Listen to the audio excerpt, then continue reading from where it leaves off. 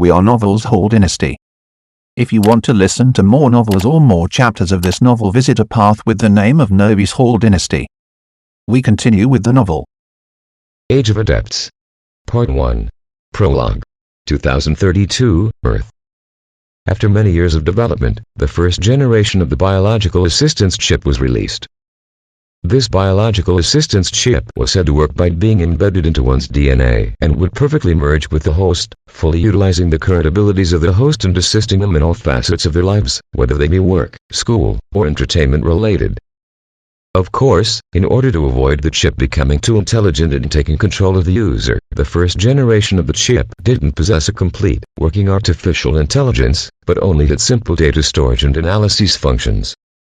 However, it was still capable of accomplishing work that required a huge amount of data processing, and, thus, was able to assist the user with complex tasks, which would normally strain the mind. As one of 50,000 lucky people across the world, Likusen had been selected as a first batch user and was given the biological assistance chip, which he had always dreamed of, right after product launch. Inside his home, Li Juan unwrapped the package, which had made all his friends green with envy, and took out the biological assistance chip. In this day and age, technology had become quite advanced. The so-called biological assistance chip was not one of those antique silicone chips, which needed to implant it, but a milky white orb that one would swallow. It was pill-sized.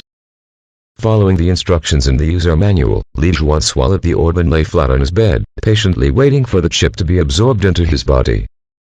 The white orb disintegrated in Li Juan's stomach, slowly seeping into his cells, and then penetrating deeper into his physiology before embedding itself into Li Juan's DNA and becoming part of his body. The biological assistance chip had now become an essential part of his life, able to enhance all of his senses to assist him.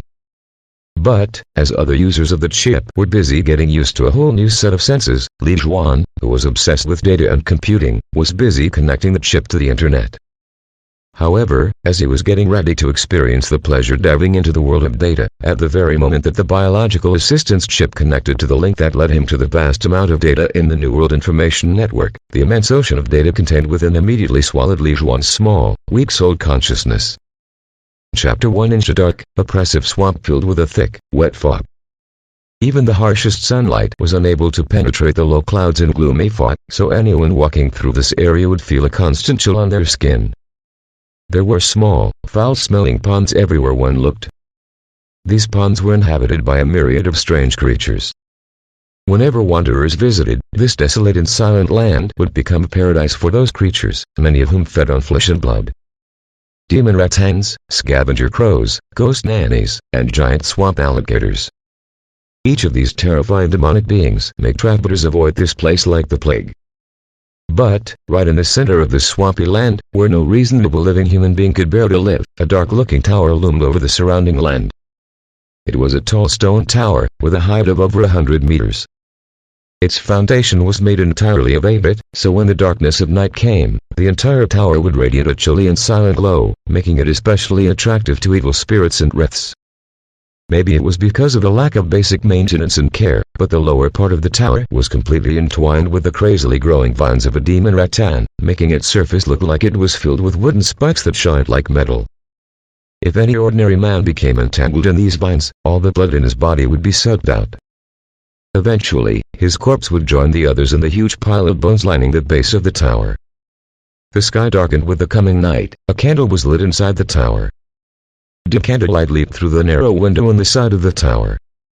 Not only did its light not bring any warmth, but, instead, would send a shivering sensation crawling down one's spine and through their heart. Graham, who had just turned 15, was sitting in front of a worn-out wooden table. There was a thick magic book unfolded in front of him, which he was silently making a copy of.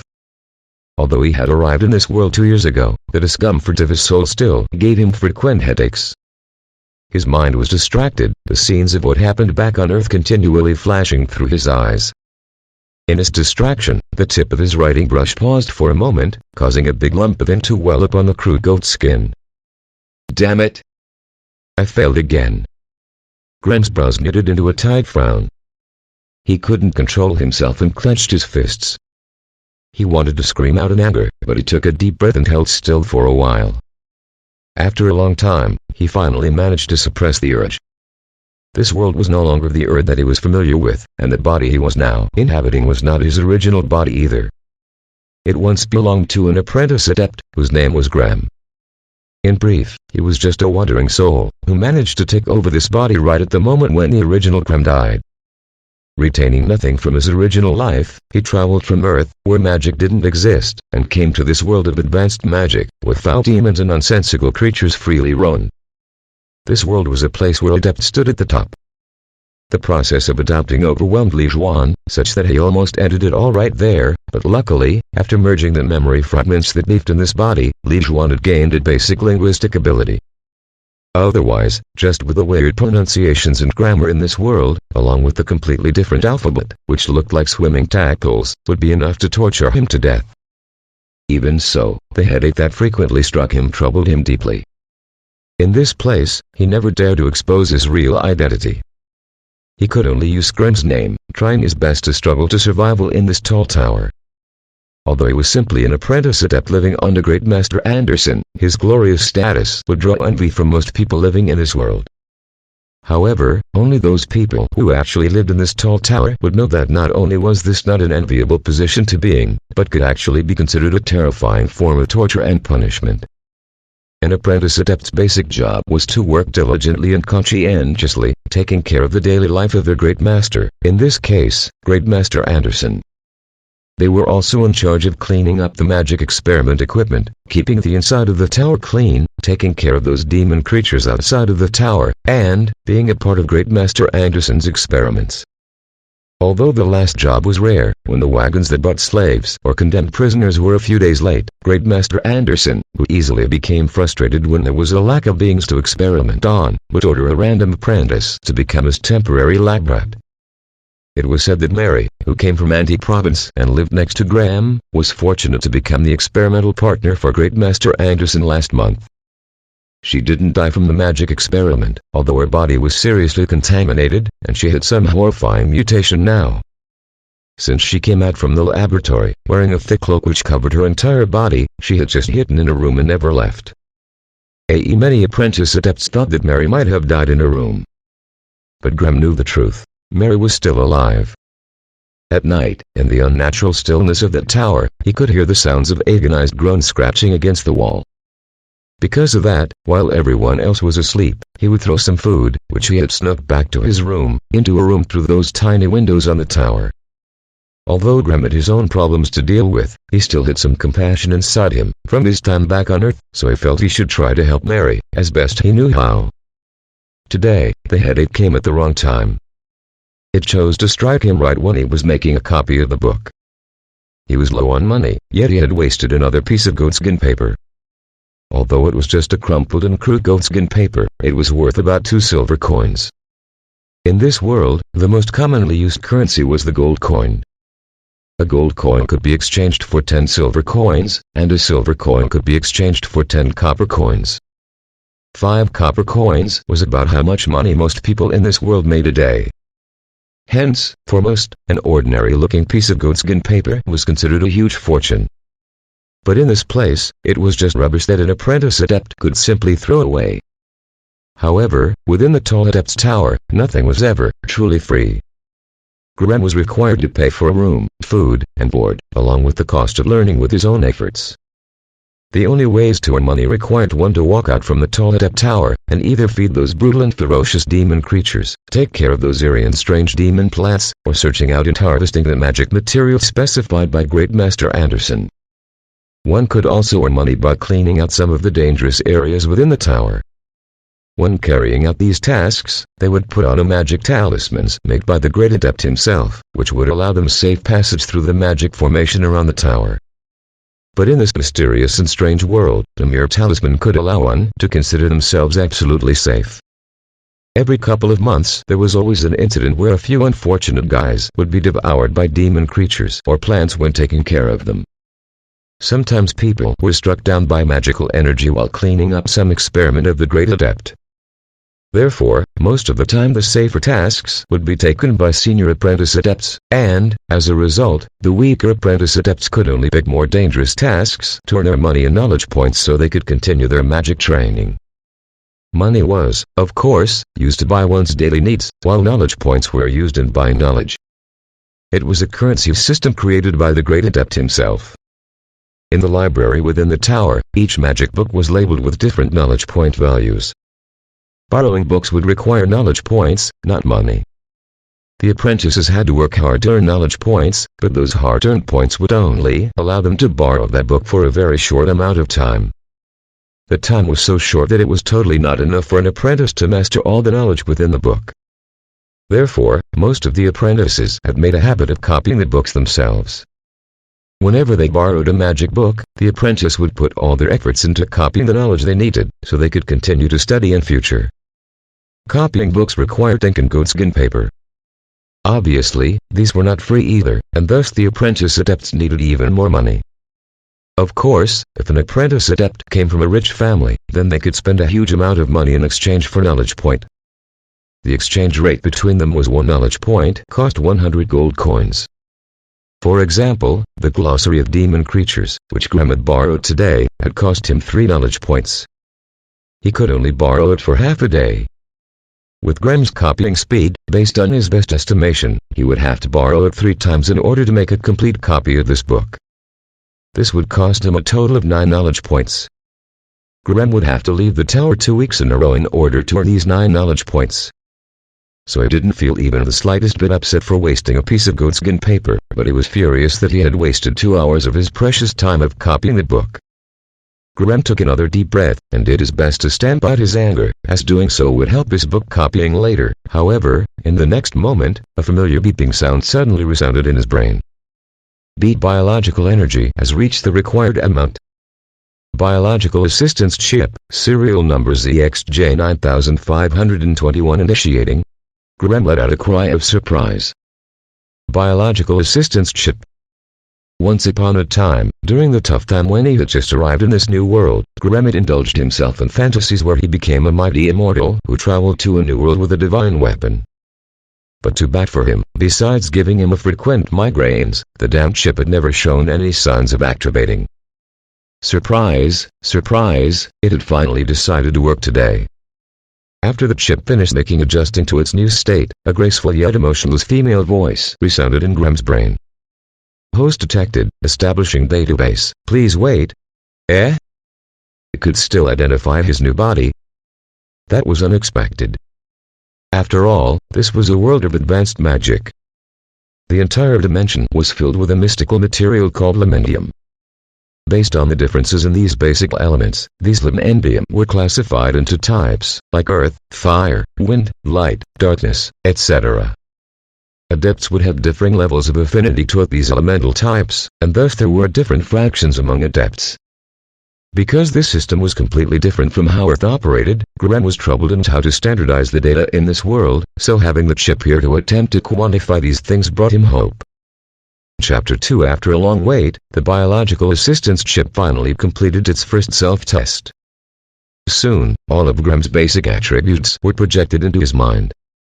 In this world, every normal human being possessed some basic body attributes at birth. After years of research and classification, which had been done by generations upon generations of adepts, they had finally categorized these into 4 different attributes: strength, physique, agility, and spirit. As one could guess, adepts were differentiated based on these 4 basic attributes. Strength was primarily used to quantify a person's musculature and body strength. This attribute was very important for close combat adepts. The strength attribute would affect one's base damage when using close combat weapons, and it also affected one's melee accuracy. For an ordinary man, having 3 to 4 strength was quite normal. An adult with 5 strength would be considered to be quite strong. Agility was used to quantify body synchronization, flexibility, reflexes, and balance. It was extremely vital for those warriors who wore light or medium armor, or for those bandits who wore leather armor, and for any people who wished to become good archers. Physique represented a person's health and endurance. Any increase in physique would improve a person's fortitude and concentration. Therefore, it is very important for all professions. Fortitude, also known as the ability to resist poison or disease. Concentration. This is a very important skill for spellcasters. The minimum physique for any human is 1. If a human's physique dropped below 1, they would die. Spirit determined a person's learning and inferring ability. This attribute was especially important for adepts because it decided the number of spells an adept could cast. It also made it easier for them to cast spells, as well as increase the power of their spells. Most animals had a spirit of 1 or 2, while creatures similar to humans would have at least a 3. If an ordinary human wanted to become an adept, they would need to have a spirit of 21, at minimum. After analyzing the effects of these attributes to adepts, Graham decided the most important attribute for himself currently was spirit. Once his spirit reached 21, he would have leapt up to the heavens, officially becoming an adept. The only path for him to increase his spirit was constant meditation, reading spell books and notebooks, and hearing of the experiences from other veteran adepts. However, all of this was simply within his sight but beyond his reach.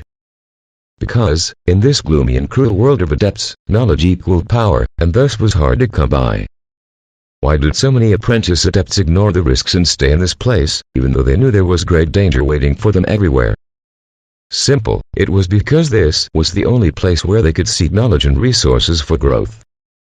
When they stepped out from this tall tower of magic, even if they owned a fortune equivalent to the wealth of a country, they would have no way to attain magical knowledge and experience. Not like that here, which they could obtain in a systematic manner. In this frightening world of adepts, all extraordinary spellcasting skill and precious spell knowledge were monopolized by adepts. It was completely impossible for ordinary mortals to get access to them. Therefore, knowledge and resources were the wings for any adept to fly after their dream. Only by having both could an adept have a bright future. After reading up on the basic attributes, Graham switched his focus to the skills and personal ability fields. Graham only had 2 skills, scroll copying and spell writing. These 2 were basic skills for all apprentice adepts. One of them allowed apprentices to copy the magic knowledge they needed for learning, the other one allowed the user to read spell books. If an ordinary man touched a magic book without having the skill spell writing, then his mind would become confused by the words, due to the supernatural force of the letters, and they would lose control of their body for a period of time. Only those, like apprentice adepts, who went through strip mine training could overcome this psychic effect, accessing the real magic knowledge hidden within the book. And the only skill that he had listed in personal abilities was the Burning Hand. This noted the only magic attack skill that Graham had learned in his 6 years of being an apprentice adept. The Burning Hand created a small bowl of fire in his palm, allowing him to roast anyone who came too close. Unfortunately, Graham was still an apprentice adept. There was no way he could master any spell completely. All he could do was follow the elemental tapping that fit him best and attempt to do his best with it. And, of course, the element that he had the highest affinity for using fire. Unfortunately, this affinity was not considered good in the walls of this tall tower within the swamp. As everyone knew, Great Master Anderson's elemental affinity was darkness and wind. Graham's path was not matched with his teacher, so it would be much more difficult for him to obtain guidance from his teacher. Therefore, most of the time he had to depend on himself and study even harder. In fact, this problem had been troubling Graham since he arrived in this world, but now that the biological assistance ship had started up again, Graham firmly believed that he could find a suitable magic path for himself in the coming days. As for the experience, after Graham read through the related information from the ship, he began to have a basic understanding of what it was all about. Through the process of organizing Graham's past memories and knowledge, the biological assistance ship had extracted 2 conditions required for Graham to advance and become an adept. First, without a doubt, his spirit had to reach the minimum level for an adept. For example, Graham's spirit attribute was at 8. That meant he was a wise man, being much more intelligent than ordinary people, but, in order to advance and become a real adept, he needed his spirit attribute to reach 21. There was a 13-point gap. This simply couldn't be rushed. He would have to read a mountain of spellbooks to reach that level. Secondly, his own experience had to reach a certain point as well. This meant that, after Graham had increased his spirit attribute to 21, he still needed to somehow raise his experience to the maximum level. Only then he could officially advance. He needed to do both to become an adept. there were many methods of obtaining experience points. For example, scroll copying, spell reading, spending time practicing spellcasting, crafting magic wands, identify magic items. In short, any knowledge accumulation that involved magic would give Graham a certain amount of experience points. This all sounded easy, but it was actually quite difficult to accumulate experience points. Because only successfully experiments or completed understanding of magic could bring him experience points. Only after Graham completely read through and mastered a magic book could he understand its usage in the world. If he read a book, yet failed to understand the knowledge contained within, how could he grow? It was always easier said than done. Even with help from biological assistance Chip, Graham still needed to work extremely hard in order to get what he wanted. Right when Graham was lost in his fanciful thoughts, the sound of footsteps came from the corridor outside of his room. "Graham, hurry, it's our turn to do tasks." A rough voice spoke from outside his door. It was Tony, an apprentice adept who around the same level Graham was. Lower rank apprentices, like them, had to inspect the grounds surrounding of the tower every 7 days for magic materials and properly harvest them.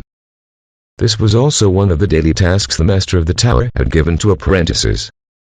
Graham hurriedly tidied up his room, grabbed a black cloak, which had been hung on the wall, opened the door and left his room. Tony had butt shoulders, a huge body, a ferocious face, and a head with long disheveled hair. All of this made him look more or less like a barbarian. It was said that he came from a kingdom in the Green Highlands. According to rumors, people born in that land possessed barbarian ancestry. Neither of them said anything when they met outside. They simply exchanged nods, then turned around and walked along the dark corridor, toward a staircase. Although it was daytime now, they didn't meet any other apprentice along their way. There were over 50 official apprentices living in the tower, but, most of the time, these apprentices were either busy with their own magic spell practicing, or preparing all sorts of weird magic experiments. They rarely loitered about in public places. This was one of the main reasons why this swampy tower always looked so quiet. After crossing the long, dark corridor and descending the spiral stone staircase, they reached the main hall on the first level of the tower. Here they finally ran into more people, because this was the living quarters for the probationary apprentices. Most of these people, children really, were 8 to 14 years old, and there were about 20 of them. These little fellows came from all over, and they were all here with the dream of becoming the greatest adept.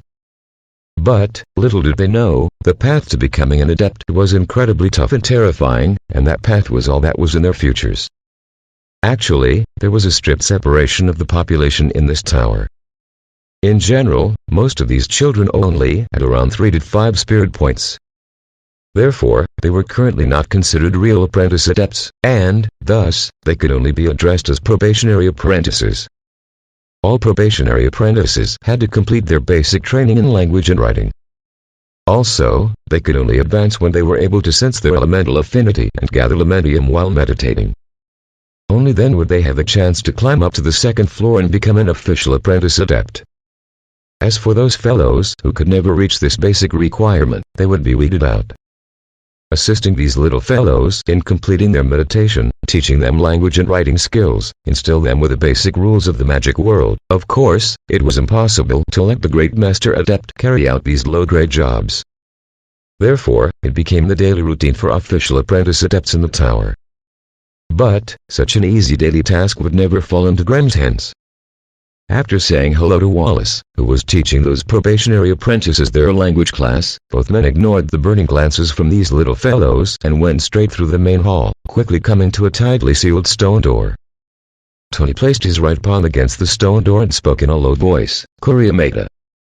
Followed the completion of the secret spell, the ancient-looking stone door slowly slid to both sides, revealing the dark, eerie-looking swamp outside the tower to the two of them.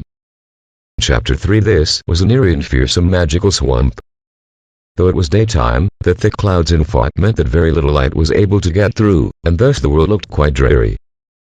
The whole world seemed to have a gloomy, earthy yellow tone.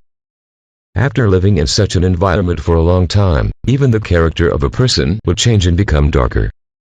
Both men waited until the stone door behind them completely closed up, then Tony pulled up his hood and said, "I'm going that way." He didn't wait for Graham's reply, but simply turned around and took a path that led off to the left, which led him on a narrow and winding trail which was paved with tiny white stones. Graham waited until Tony's bulky body disappeared into the misty fog, then he pulled up his hood, turned the other way, and took the trail on the right. While walking, he whispered, "Show me the detected data for Tony." In next second, a report about the apprentice adept Tony, done by the biological assistance chip, was projected into his mind. Graham's mouth twitched in surprise. With such a physique, why didn't this guy change paths and become a warrior? His strength and physique were twice that of Graham's. That meant that if he got in a fight with Tony, perhaps it would only take a single punch to knock Graham out. But as an apprentice adept, Tony had 6 physique, 2 more than Graham. No matter how hard Graham worked, this innate advantage would be hard to overcome. Knowing this, Tony was probably planning to follow that path of a body-refining adept. By using specific methods to strengthen his body, then using magic spells to assist his close compatibility, perhaps this was the only path he could choose. Only by staying quite close to the target for a period of time could the chip analyze and acquire such accurate information. It did this by monitoring the target's movement and behavior. No doubt this would allow Graham to take up a more proactive position when working with other people. It also allowed him to avoid taking unnecessary risks. And this was, undoubtedly, the most important thing to Graham. But perhaps such a method was useless against a real adept, as their bodies would sometimes radiate a strong elemental energy. This was something adepts did passively after their body gathered a huge amount of energy. This was also how they avoided others sensing their strength. It was unknown how much valuable information the biological assistance chip would be able to ascertain when the target was under the powerful interference of energy radiation. Not only that, but Graham was worried that adepts might be able to detect his biological assistance chip, hence he had to be extra cautious when using it inside the tower. The stony trail in front of him kept winding as it lead into the depths of the misty fog. There were weird plants of all sizes, which could be barely seen on both sides of the path. There were short and thick, cone-shaped trees, small leafy plants that curled around in a spiral, vine-like rattans that brushed against the top of his head as he walked under them, and amazingly colored, mystical flowers that had petals the size of large washballs. There was also a muddy, stinky pond. Though all of this made it seem like this was just a normal swamp, Graham knew very well that he could never take even half a step out from the stony trail. For all those animals and plants, which were able to survive in this magical swamp, were frightening demons who would eat every little bit of the humans they encountered, not even leaving their bones behind. Those plain-looking short trees were actually quite frightening. If a person got close enough to them, their curled-up branch would instantly expand, grabbing and holding the person within its tight clutches. At that moment, the blood-sucking rattans, which were hanging on these trees, would coil up around that person, poking countless sharp thorns into their body, slowly sucking the blood out of their body, drop by drop. As after the person's blood was completely dried up, the remaining skin, flesh, and bones would become the best fertilizer for these killer trees. If someone could ever safely dig out the blood-red soil underneath those killer trees, they would certainly discover a huge pile of skeletons, some of which belonged to humans, some of which were animals. Without doing this, there was no evidence of any of the prey these plants had devoured. There were 2 reasons why this tower in the swamp grew these demonic plants. First, it was to prevent the intrusion from other humans. Second, it was so they could harvest some unique magic materials from the plants. The root of the killer tree and the blood sac that grew within the body of the blood-sucking rattans were both good tonics. They were a beneficial supplement for adepts who didn't have a good physique. On a regular basis, apprentice adepts had to take the risk of being attacked by demon plants to harvest materials. Therefore, this was a dangerous task, which had a very high death toll. It was probably because they had sensed the smell of blood and flesh from Graham's body, but the deathly still swamp suddenly seemed to come to life. Consciously, or unconsciously, all those demonic plants started riddling their bodies, branches, and roots, slowly moving toward the stony trail. Graham pretended he didn't see the movements of these demon plants. He wasn't actually worried about them right now. No matter how crazy or brutal they were, they didn't dare to move onto the simple and plain stony trail under his feet, as if there were something on this road that they feared. Query the database, record, and archive all the magic plants in this surrounding area. Initial data insufficient, root database was incomplete and unable to match the species, activating elemental vision, reconstructing database. Following with a bunch of warning tones from the chip, the image projecting on his retina started swaying, then it straightened out as a vast amount of data began pouring down like a waterfall in front of his eyes. At the same time, every single object in his sight was highlighted with different colored lights. Elemental vision. Was this a special ability that he got after the chip merged with his current body?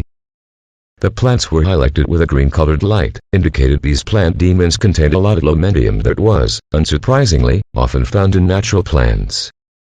Other colors, like red, yellow, blue, and purple, indicated the areas where their respective energy was gathered.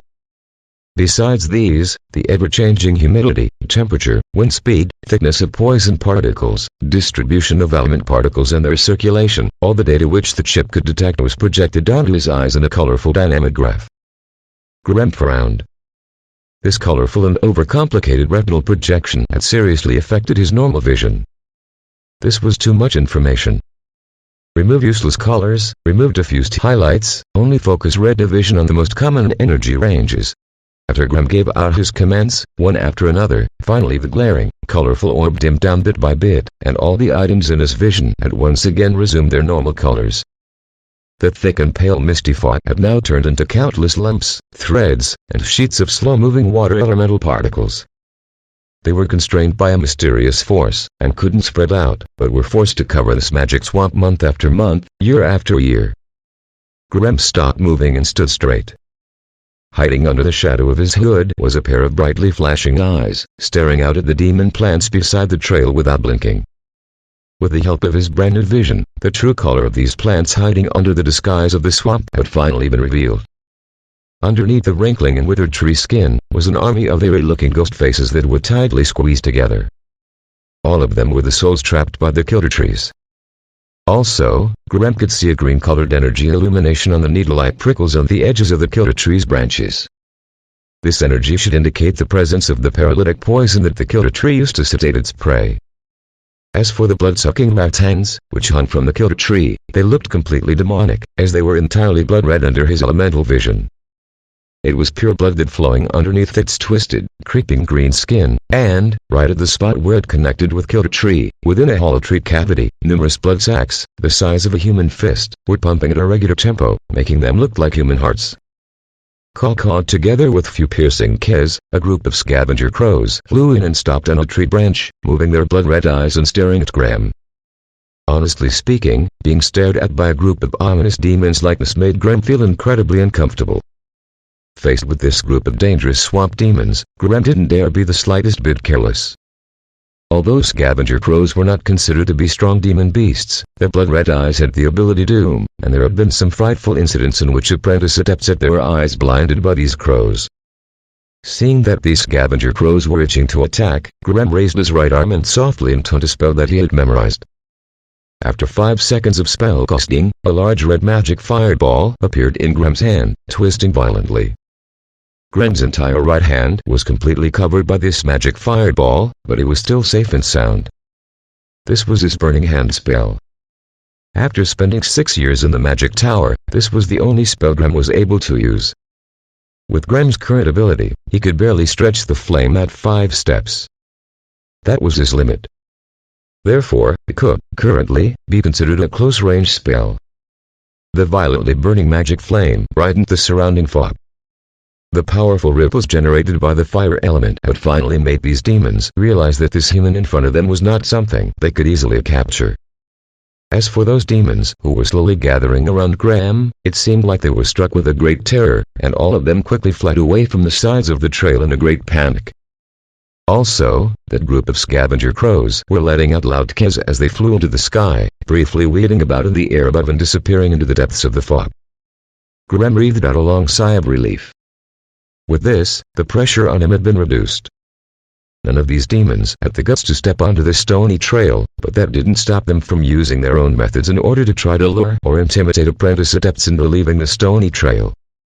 If Graham was scared by the terrifying scene of being surrounded by demons, and, in his panic, accidentally left the boundaries of the stony trail, even with the help of magic talisman, he would probably die a terrible death.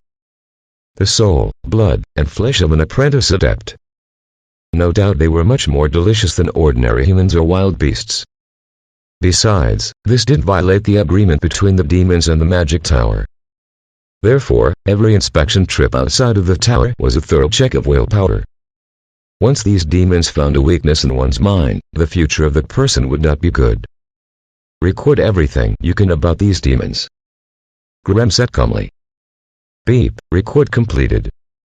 Host, please name the creatures in the order they are presented. Images of creatures appeared in front of his eyes. Killer trees. Blood-sucking rat-hens. Scavenger crows. Naming completed. New information has been recorded in the database. Chapter 4. While most of the demons were backing away, in fear of the magical flame which had just appeared in the air, Graham jumped off the path, dug out the soil underneath a nearby killer tree, used his magic flame to burn the thick tree root, and finally saw the material that he had come to harvest today. Between the tangled roots and pale white human bones were some small plipir root nodes. Some were white, some were red, and there were even a few purple-colored ones. Graham suppressed the disgust he felt and, using a small knife that he carried with him, he carefully harvested 3 of the purple nodes and placed them into his waist pocket. Afterward, he quickly rushed back to the path. If this task wasn't so important, he wouldn't ever step outside the boundaries of the path. Even though he had moved with great speed, those demons, who had previously been running away, had, once again, gathered around. Also of note, the blood-sucking rat-hens, which hung from the killer trees, now occupied the space he had been in when digging up the roots. If he had been a second slower, he wouldn't have been able to escape without a tough fight. Actually, thanks to his new elemental vision, he was able to directly find that killer tree's core roots.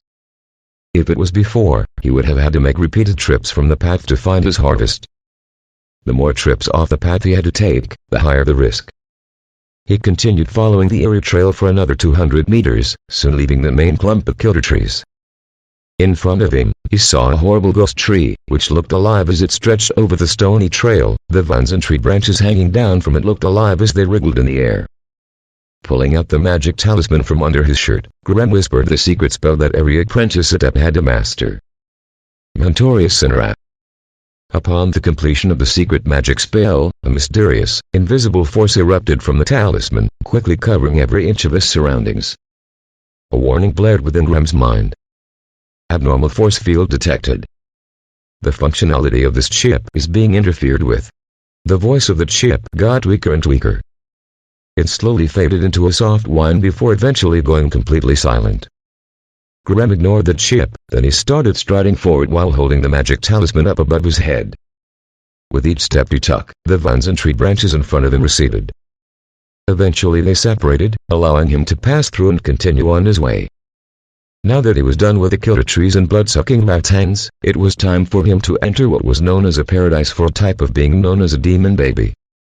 Graham's heart held a strong fear for this place. The area just past the ghost tree was filled with demons. They called it the Garden of Whispers. If one looked out from the path, all they would see were fields of flowers, yet all these fields were filled with ashes, corpses, and countless demons. The unique environment of the magical swamp had made this place a paradise for demon babies, banshees, and flower fairies, all of whom were simply twisted creatures whose only desire was to fill their stomachs with the corpses and souls of the unprepared beings who entered this place. Whenever such a fool entered this place, his fate was to collapse under the endless evil influences and illusions and become a fertilizer for these unique plants, who lived off of death and despair. Human-faced mushrooms gathered on both sides of the path. They were all holding hands and singing a joyful melody, warmly beckoning Graham to join them. These little things looked like tiny mushrooms with hands and feet. They had a pattern on their caps which resembled a human face. Although these human-faced mushrooms had cute little hands and feet and were not much more than a foot tall, when they gathered together, jumping and laughing, it sent chills down Graham's spine. Warning! Warning! Strange energy is affecting the host. Advising the host to leave this place immediately. Graham quickly backed away from the dancing mushrooms. When he had distanced himself from them, the spine-tingling sensation finally subsided. No matter how cute these human-faced mushrooms looked, they were still a genuine carnivorous demon, and they were known for not even sparing the soul of their prey. The original form of these demons was actually a type of white mushroom, which had been injected with a lot of potent dark lemetium. Individually, they only had a weak illusion ability, which was definitely not enough for them to capture prey like a human, which was so much larger than them. But these creatures lived together in a group. When hundreds of human-faced mushrooms gathered together, they could form a large mirage-like illusionary region, causing their prey to lose themselves without even realizing it. Thus, if one came across a large group of human-faced mushroom feasting on prey, their victim might still have a smile on his face, being completely immersed in some type of fantasy. For an official adept, these human-faced mushrooms, who only possessed basic illusion abilities, were simply a good material for enhancing their own magic. But for an apprentice adept like Graham, he would face the risk of being killed by them every time he encountered them. If Graham couldn't withstand the illusionary region created by these human-faced mushrooms and walk off the path of his own volition, then these creatures could enjoy a big feast without violating the agreement made with the tower. Therefore, facing toward these smiling but insidious demons, who kept moving closer to him, Graham Graydon took out an excised stone, quickly throwing it right into the center of the dancing mushrooms. In the next moment, a blue flash erupted from the stone as faded lightning struck out at anything close by. 5 human-faced mushrooms fell lifeless to the ground. All the other human-faced mushrooms were scared and ran off in all directions, hiding in the nearby foliage. Graham trotted over to the 5 human-faced mushroom corpses, carefully picking them up and placing them all into his waist pocket. Then he picked up the small round stone and returned to the path. The small egg-shaped stone was a thunderstone, which he had purchased from apprentice Rick for a high price. When activated, it would shake violently for a moment before releasing a small burst of lightning which dealt 5 points of lightning damage. It was the perfect weapon for dealing with these human-faced mushrooms, which were quite weak. After all, his burning hand spell was quite destructive, and thus he needed another method. None of those human-faced mushrooms dared to show their faces after being attacked. However, the countless spine-tingling glances and the noisy clattering whispers were still following after Graham, making his hair stand on end. The human-faced mushrooms were one of the materials he had to harvest for his task. Therefore, once Graham had completed this part of the task, he quickly hurried down the winding trail, not daring to stay in that place any longer. To be honest, among all the lands around the tower, this place was known for having the highest apprentice fatality rate. Leaving the flowery fields where the human-faced mushrooms grew, Graham soon arrived at the region where the demon babies lived. The demon baby was a little monster which had a small shriveled body, which looked like a human baby. They also had something like an umbilical cord dragging behind them as they moved. They moved around by crawling on the ground, but the speed at which they crawled was extremely fast. These demon babies were not real babies, but actually very horrifying monsters. They had an innate ability, which was very similar to a curse. With this curse their words and wills would join together to become reality. One could imagine their power as something similar to a wish spell. Unfortunately, they were all evil creatures with absolutely twisted minds, and their hearts were full of vicious hatred. Therefore, one shouldn't expect terrible malice to be unleashed upon them when they encountered these demon babies. When dozens of demon babies gathered together and launched their most powerful curses toward a target, even a powerful earth bear would become greatly weakened by the stacking of their evil intentions. After that, the demon babies would easily be able to kill their victim. When walking among this group of dreadful monsters, one would need heart and a will of iron, or else they would end up having their skin stripped and bone dismantled by the demon babies, soon becoming one of the many wandering souls in this garden of whispers. Graham quickened his pace as he hurried through the desolate bushes of the garden. He didn't have the courage to stop and simply held the talisman tightly to his chest, going faster and faster as he hurried through this section of the swamp. By the time the sharp and ear-splitting cries of the demon babies started filling his ears, Graham was sprinting. Though it was terrifying, Graham soon left the Garden of Whispers, breathing heavily as he turned onto another narrow trail. Although he had gone out to harvest materials, the more important part of this routine task was to inspect the activity of the demons near the tower and to check for things that were out of place, like if there were signs that an outsider had tried to come to this area. Every 7 days he had to take note of the activity of all demons around the tower, appropriately harvesting some magical materials as he did so. This was the purpose for Graham's trip.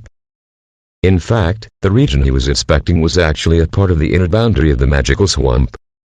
It was very rare for an outsider to actually make it this far into the swamp. After all, demons raised by adepts were all extremely dangerous. Even putting on a magical talisman wouldn't enough to guarantee the safety of an apprentice adept. As for those ordinary humans who tried to sneak into this place to steal the resources of an adept, the chances of them getting past all those monstrous demons was next to impossible. To be honest, mortals most likely wouldn't even get past the outer perimeter of the magical swamp. But, according to Graham's knowledge, sometimes the Adept Tower would purposely deactivate some of the outer perimeter defense mechanisms, actively attracting some ordinary humans into the depths of the swamp. At that moment, the swamp would turn into a demon carnival as they all feasted on the ignorant mortals. The Adept Tower was a humongous ring-shaped structure and the landscape surrounding its foundation was extremely complicated. The demons were distributed throughout the swamp in a very methodical manner. Therefore, every inspection trip would require at least 2 apprentice adepts, one went clockwise and the other went counterclockwise. They would follow a fixed route and cross most of the demon-infested areas. Starting from the front door of the tower meeting at the back door, once they completed this circular route their inspection would be considered complete. Every inspection task would award them 4 knowledge points and some gold coins. Compared to other tasks within the tower, the reward of knowledge points was considerably handsome.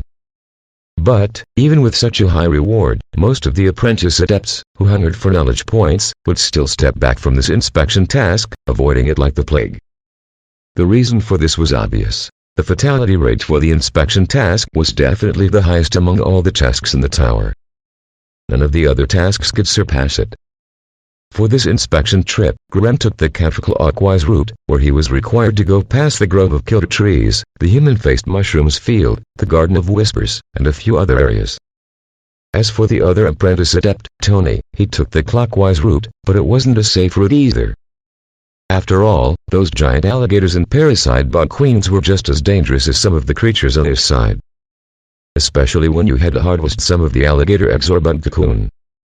Doing these things required one to go deep into their nest, and this was what was so dangerous about the clockwise inspection task. Therefore, when Graham saw Tony at the back door of the tower, he felt glad that Tony had survived as well. Both guys didn't talk much after they met. They just nodded their heads indifferently and continued into the tower. It was the apprentice leader, Unxorus, who was waiting for them there. After submitting the required items for the task, the 2 of them were basically free for the next 6 days. As for the knowledge points, Unxorus had input them into their magical talisman using a secret method. For all the apprentices in the tower, their magical talisman was actually a token of their identity. Chapter 5 After submitting his task, Tony immediately rushed back to his room, obviously intending to go to take a nap. After all, every inspection trip would push one's nerves to the limit, and it really consumed your stamina. In contrast to Tony's actions, Graham hesitated for a moment, then he turned around and walked toward the library. It was around midday, so there weren't very many apprentices inside the library. It was a simple stone room with dozens of yellowed wooden bookshelves placed against the walls. On top of these shelves were all kinds of magic and spell books made from all kinds of materials and in all shapes and forms. The man who managed these books was a middle-aged, intermediate-level apprentice adept. For these intermediate apprentice adepts, who had only barely reached this level with help from the experience of age, the Adept Tower would never put in any more effort to cultivate them. Also, this group of apprentices had given up their ambitions. They were not willing to take those overly risky missions, but, at the same time, they refused to return to the life of ordinary humans. Therefore, they became a unique group within the apprentice adepts. Although a librarian only received 1 knowledge point every 7 days, it was an easy job, and there wasn't any danger at all. That's also the reason why this task had been occupied by these senior intermediate apprentice adepts. For someone like Graham, who had no one to depend on and was forever alone, all he could do was take on those dangerous missions. Graham didn't rush to the bookshelves in the deepest area, like he used to do. Instead, he was browsing through each bookshelf leisurely, occasionally picking up a book and flipping through a few pages. All the books in this library were books of magic. When they were not borrowed, only the introduction was visible to a reader, while all the other content in the book was perpetually covered with a layer of floating dark fog, making sure no one could read through it. Graham never dared to underestimate this normal-looking dark fog, because it was personally designed by the master of this tower, the frightful Adept Anderson. Without going through a treatment from a special magical formation, no apprentice could read the content of the book, not even a single character. If anyone started wishfully thinking of breaking this mechanism, they would trigger a hidden magical formation, attracting the ire of, and punishment from, the great adept himself. Although the consequences could be quite dire, Graham still wanted to test to see if his biological assistance chip could bring him an advantage in this situation. After all, knowledge points were very difficult to earn, and currently Graham only had 7 points. Knowledge points alone were not enough to support his needed spirit growth requirement. He picked up the book, The History of Adept, and pretended he was seriously writing the intro. But in actuality, deep in his mind he was quietly issuing commands to the biological assistance chip. Scan this book. Try and see if you can obtain the content without triggering the magical formation. Beat command received, processing mission, starting deep scan. Graham lowered his head. When the biological assistance chip was scanning things outside his body, his eyes would take on a red tint. This required him to mask his eyes to prevent anyone from finding something abnormal through his eyes. Unknown protective force field detected, analyzing. Beat warning, force field is experiencing an unknown transformation, scanning terminated. Graham quickly closed his eyes and then the book. It really didn't work. Any tiny bit of interference from the outside world would be enough to trigger the protective magical formation on the book. It looked like his overly optimistic stealing mission had failed. Henceforth, if he wanted to obtain new knowledge, he had to be honest and exchange for it with knowledge points. But he had no regrets on this matter. Because, with the help from biological assistance chip, he no longer had to use the traditional method of copying, by hand. Any book, as long as he could borrow once, he would be able to duplicate it exactly, without missing anything, into the storage area of the chip, and he would be able to read it any time he wanted. Even if he couldn't master the book in a short period of time, he could still save them up and let the chip sort through and categorize them. Afterwards, he would be able to take his time and slowly study the content of the book. With this alone, the chip was provided him a tremendous boon. He had no other choice but to put down the history of the Adepts. After that, Graham came to stand in front of another bookshelf. All the books on this shelf were related to the usage of the fire element, a very suitable section for him, according to his elemental affinity, and that's the reason why this bookshelf was the one he visited the most. The behavior of fire elementium controlling techniques of the fire element, the burning hand, how to cast a huge fireball. Some of these books were pure theory discussion on magic spells, some were simple insights into casting spells, some were orthodox models of elemental spells and casting techniques. Among these books, the books about casting spells were able to help him master some necessary spells and improve his compatibility, but they were not enough to increase his knowledge storage. Only those books about the theory of magic had a possibility of improving his spirit. How to utilize his knowledge points in the most reasonable manner. He needed to expand the number of spells he could use, thus boosting his compatibility and survivability, and, at the same time, he needed more books on magical theory, which could push him further into becoming an official adept. This was a tough conundrum that really pushed his mind to the limit. Graham became confused as he pondered this question while standing in front of the bookshelf. Every magical energy system would definitely have their own respective theoretical foundation, and the power of adept was based on the strength of their foundation. So, what exactly did magic represent to Graham? Giving no reason, Graham gave the chip a nearly impossible long-term mission. Chip, gather all the foundational information related to magic and find out the source of it. Also, give me the leveling path which best suits my future development. Beat command received, processing mission, constructing long-term observation project. The source of magic, lacking information, failed to construct a complete model, constructing short-term evaluation project. The host's path to becoming an adept, lacking information, failed to construct a complete model. The continuous blare of warning noises made Graham feel another headache coming on. What could he do? The biological assistance chip had just awakened, so its database was nearly empty. If he didn't find a way to gather some basic books on magic, it would be impossible for it to come to any reliable results. Fortunately, he had copied several books over the past 6 years. He would find a way to feed them to the chip when he returned to his room. Then the chip would, at least, have something in its database. Not like now, where it wasn't able to do anything. Turning around and leaving the library, Graham first went to the canteen and cured his hunger. Only after he was sated did he return to his own room. Upon opening the door and entering his room, the first thing Graham did was throw a glance at the floor beneath his feet. Right on the floor near the door was a weak rippling of fire elemental energy. The energy came from fire elemental particles purposely placed near the door. They didn't have any major functions, but once someone passed by that spot, the elemental energy around that person would inadvertently alter the arrangement of these fire elemental particles. With that, Graham would easily be able to tell if anyone had entered his room while he was gone. People in this community of adepts rarely showed their true faces. Those who were not proactive in their preparations and self-defense wouldn't last long in this tower. Gently closing the door, Graham impatiently dug out all the magic notes he had copied over the past few years. After a serious calculation, Graham figured that he currently owned 5 complete magic books. The first book was definitely the Glossary of All Things. It was the elementary book for all apprentice adepts. Graham sat down in front of his wooden table, meticulously running through this Glossary of All Things. Although the majority of the content within it transformed into his memory, but unavoidably he still forgot some, especially the tiny little details. At first, he did his best to recite the book as he went through. He was having the biological assistance chip copy all the knowledge content via his eyes into its storage, sorting and storing them according to his specifications. As time went on, Graham stopped wasting his energy on thinking or even writing. He simply turned himself into a human copying machine, his eyes continually flickering as they scanned over every single word, magical inscription, and image. They were all being copied at high speed. In less than 15 minutes, the Glossary of All Things had been completely saved in the chip's memory. Even Graham himself couldn't control his shock at this extreme speed.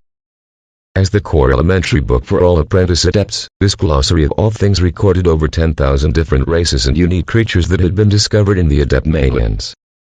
It also held records of most of the commonly found plants, animals, minerals, special magical materials. As a whole, this book had over 30,000 entries. During his first 2 years here, Graham had spent a whopping 17 months copying and memorizing the entire book, but now it took him less than 15 minutes to save it completely. While getting over his shock at the chip's amazing speed, Graham closed the book and slowly started recalling the copied memory into his mind.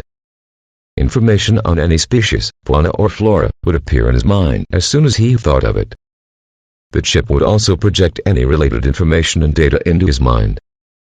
This would, indeed, save Graham a lot of time. Good. This was really useful. He would never have to worry about struggling to memorize that hard-to-understand magical knowledge. Being completely overwhelmed with excitement, Graham didn't pay any attention to the growing pain in his brain.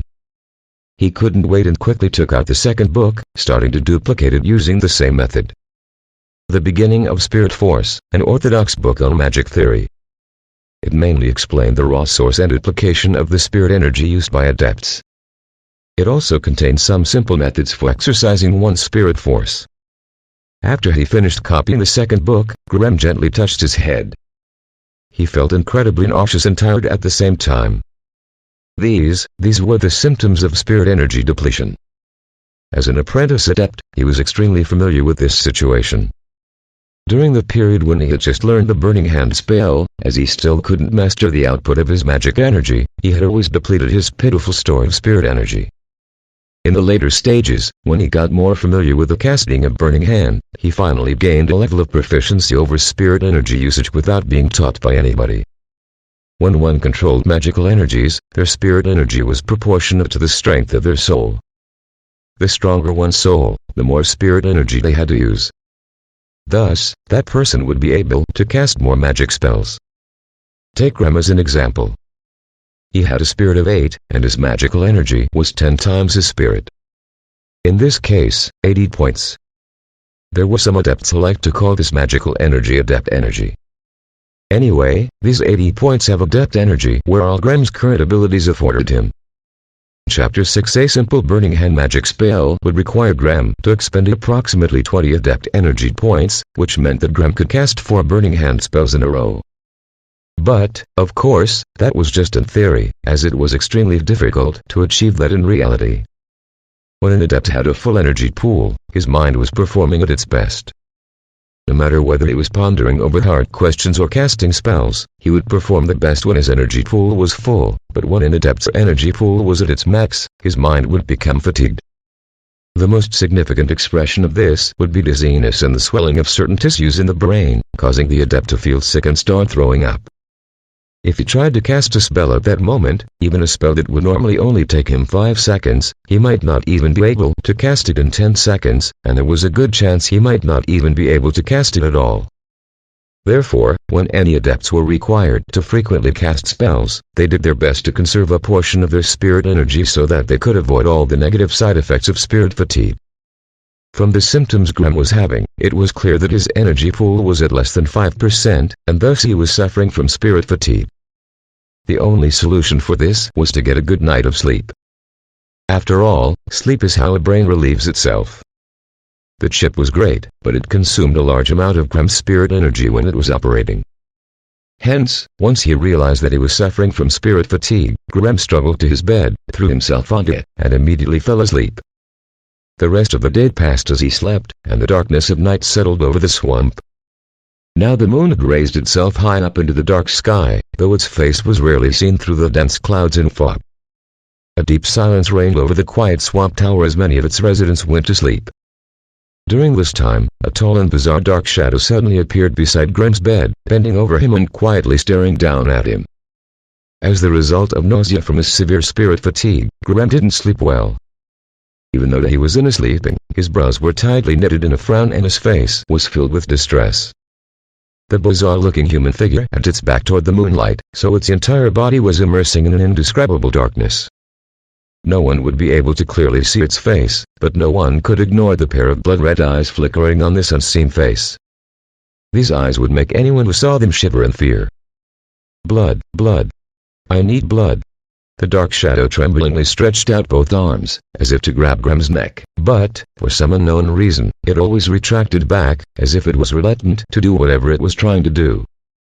Its behavior seemed to suggest that it was experiencing a fierce mental battle within itself.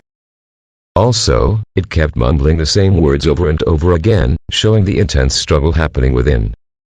After a few minutes, it seemed to gain control of itself. It paused for a moment, then stared at Graham, who was completely unaware as to what was going on around him. A few moments later, it turned around and jumped out of the window. This window was on the outside of the tower. This meant that there was a formidable magical formation attached to it, which would make it impossible for any outsider to roam freely in this place. But, strangely enough, when the dark shadow grabbed onto the tower wall outside Graham's room, it never actually triggered the magical formation surrounding the tower. If Graham had seen this, he would have realized that this being was an apprentice adept, as only apprentice adepts had the magical talismans which would lead them freely travel through the magical formation. The dark shadow was climbing around the outside wall of the adept tower at an extremely fast speed. Its movement was swift and agile, yet seemed effortless as the shadow flowed around the vertical face of the tower. This was an impossibly impressive feat of strength and dexterity, and would have stunned anyone who witnessed it. Surprisingly enough, it seemed like it purposely moved through the dark corners of windows and ledges, where moonlight couldn't reach. This made its movements even more impressive, yet also hard to see. Its movement was swift and graceful, and it didn't make any noise over the course of its journey. Also, it seemed like it was searching for something specifically, as it purposely avoided the rooms which were still lit by candlelight. After searching for a while, it seemed to finally find whatever it was looking for. It hung on the side of a narrow window, tilting its head slightly to one side and listening for a moment. Only after making sure that the sound of breathing coming from inside the room was stable and lengthy did it carefully climb through the narrow window. For a while, nothing could be seen or heard inside the room. After a few minutes, it finally left the room, the faded smell of blood hovering around its body. It was obvious that the dark shadow was satisfied with itself. Before it sneaked away, it squatted on the narrow window and casually turned its head upward and looked at the sky. Right at this moment the clouds cleared just enough for the moon to shine through, pouring its silver light down from the sky above, and lighting up the face of the shadowy figure. What was seen was the youthful face of a teenage girl. Her face was fair and beautiful, but if one looked closely, they would see two sharp incisors sticking out slightly from her upper lip, and if they looked even closer, they would see blood staining these teeth. as the beautiful young girl used her tiny tongue and gently licked both teeth clean. When she withdrew her tongue, she pursed her lips, as if she were tasting a delicious fine wine. Only after sitting there for a moment did she leapt out from the window and disappeared into the dark shadows below, where the moonlight could never reach. The next day, Graham was woken by a rapid knocking at his door. Graham shook his head, which still felt dizzy, then he got up and opened his door. To his surprise, he found 3 people standing outside. Apprentice Leader Unxoris, Apprentice Ellen, and Apprentice Fenrir. The position of Apprentice Leader was personally assigned by Great Master Anderson, and Unxoris was the current Apprentice Leader. Therefore his status was supreme amongst all the apprentice adepts. Most of the time, he would perform apprentice management duties on behalf of the Great Master, managing all the apprentice adepts inside the tower. Also, as he possessed the strength of an intermediate apprentice, thus all lesser apprentices had to obey his orders. If someone antagonized him, he could easily put that person on a path to death, and they would never know that they had been set up. As for the other 2 men, Ellen and Fenrir, they were just beginner apprentice adepts, just like Graham, but both of them were good at butt kissing, and they had followed Unxoris day in and day out, licking his boots. Hence they were considered the trusted followers of the apprentice leader. So wherever Unxoris appeared, these 2 flatterers would always be there. The relationship between them was similar to the symbiotic behavior between the killer trees and the blood-sucking ratans. 2 flatterers needed help from Unxoris. Only then would they have the privilege to choose safer daily tasks. Meanwhile, Unxoris would need these 2 apprentices' help in order to hold back those idealists who desired his position. Graham had an unsociable and eccentric character, and thus he rarely made contact with others.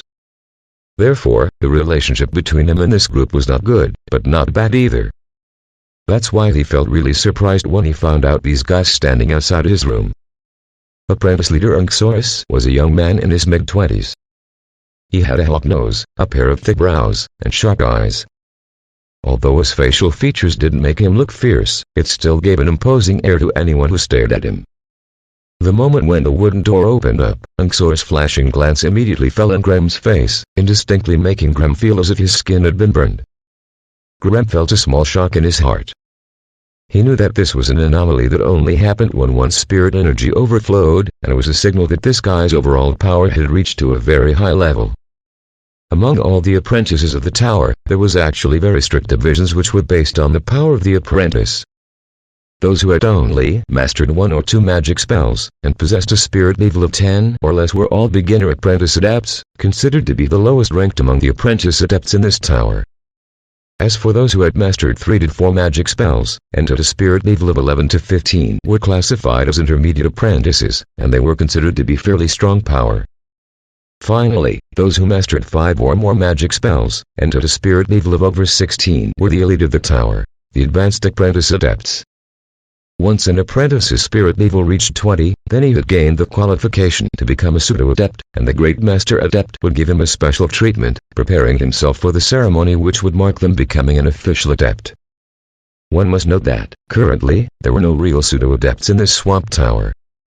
As for this Unxoris, although it was unknown how many magic spells he had mastered, but, with the help from some unique magic items, sometimes he was able to unleash a power which not weaker than that of an advanced apprentice.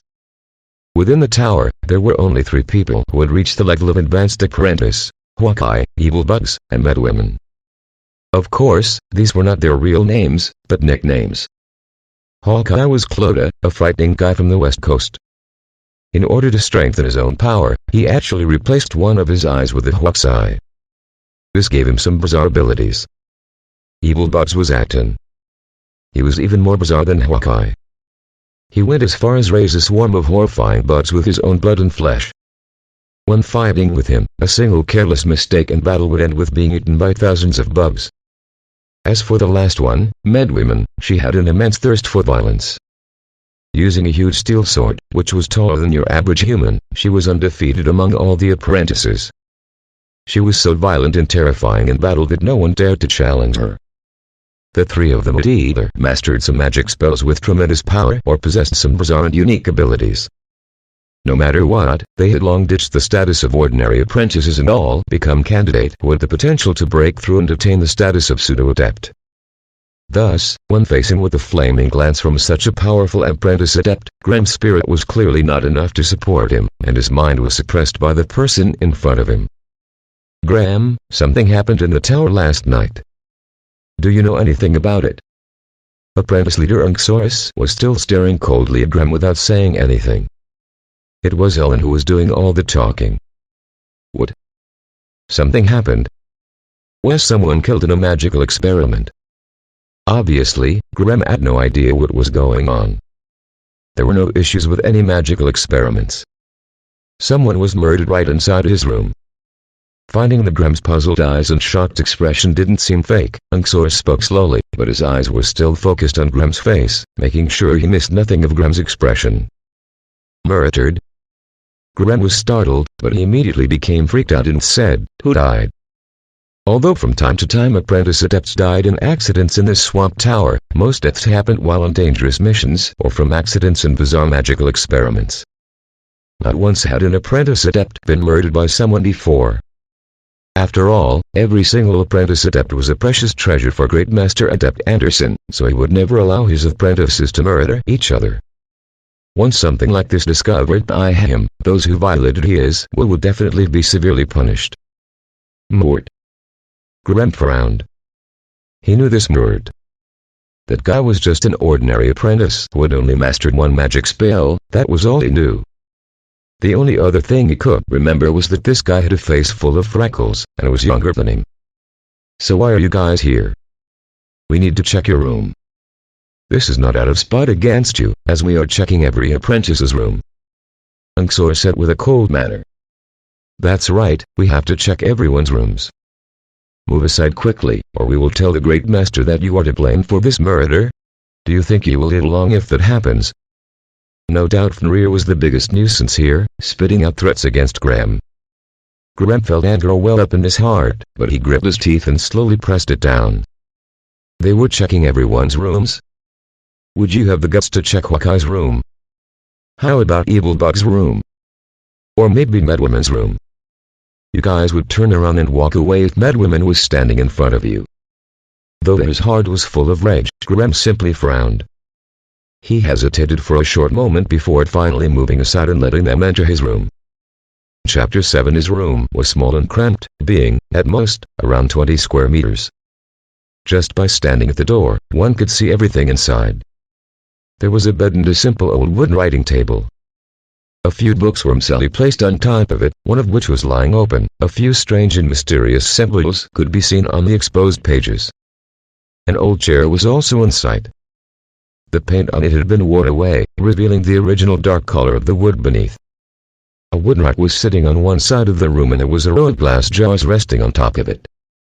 Inside these jars were some weird half-cultivated plants and bizarre demon organs.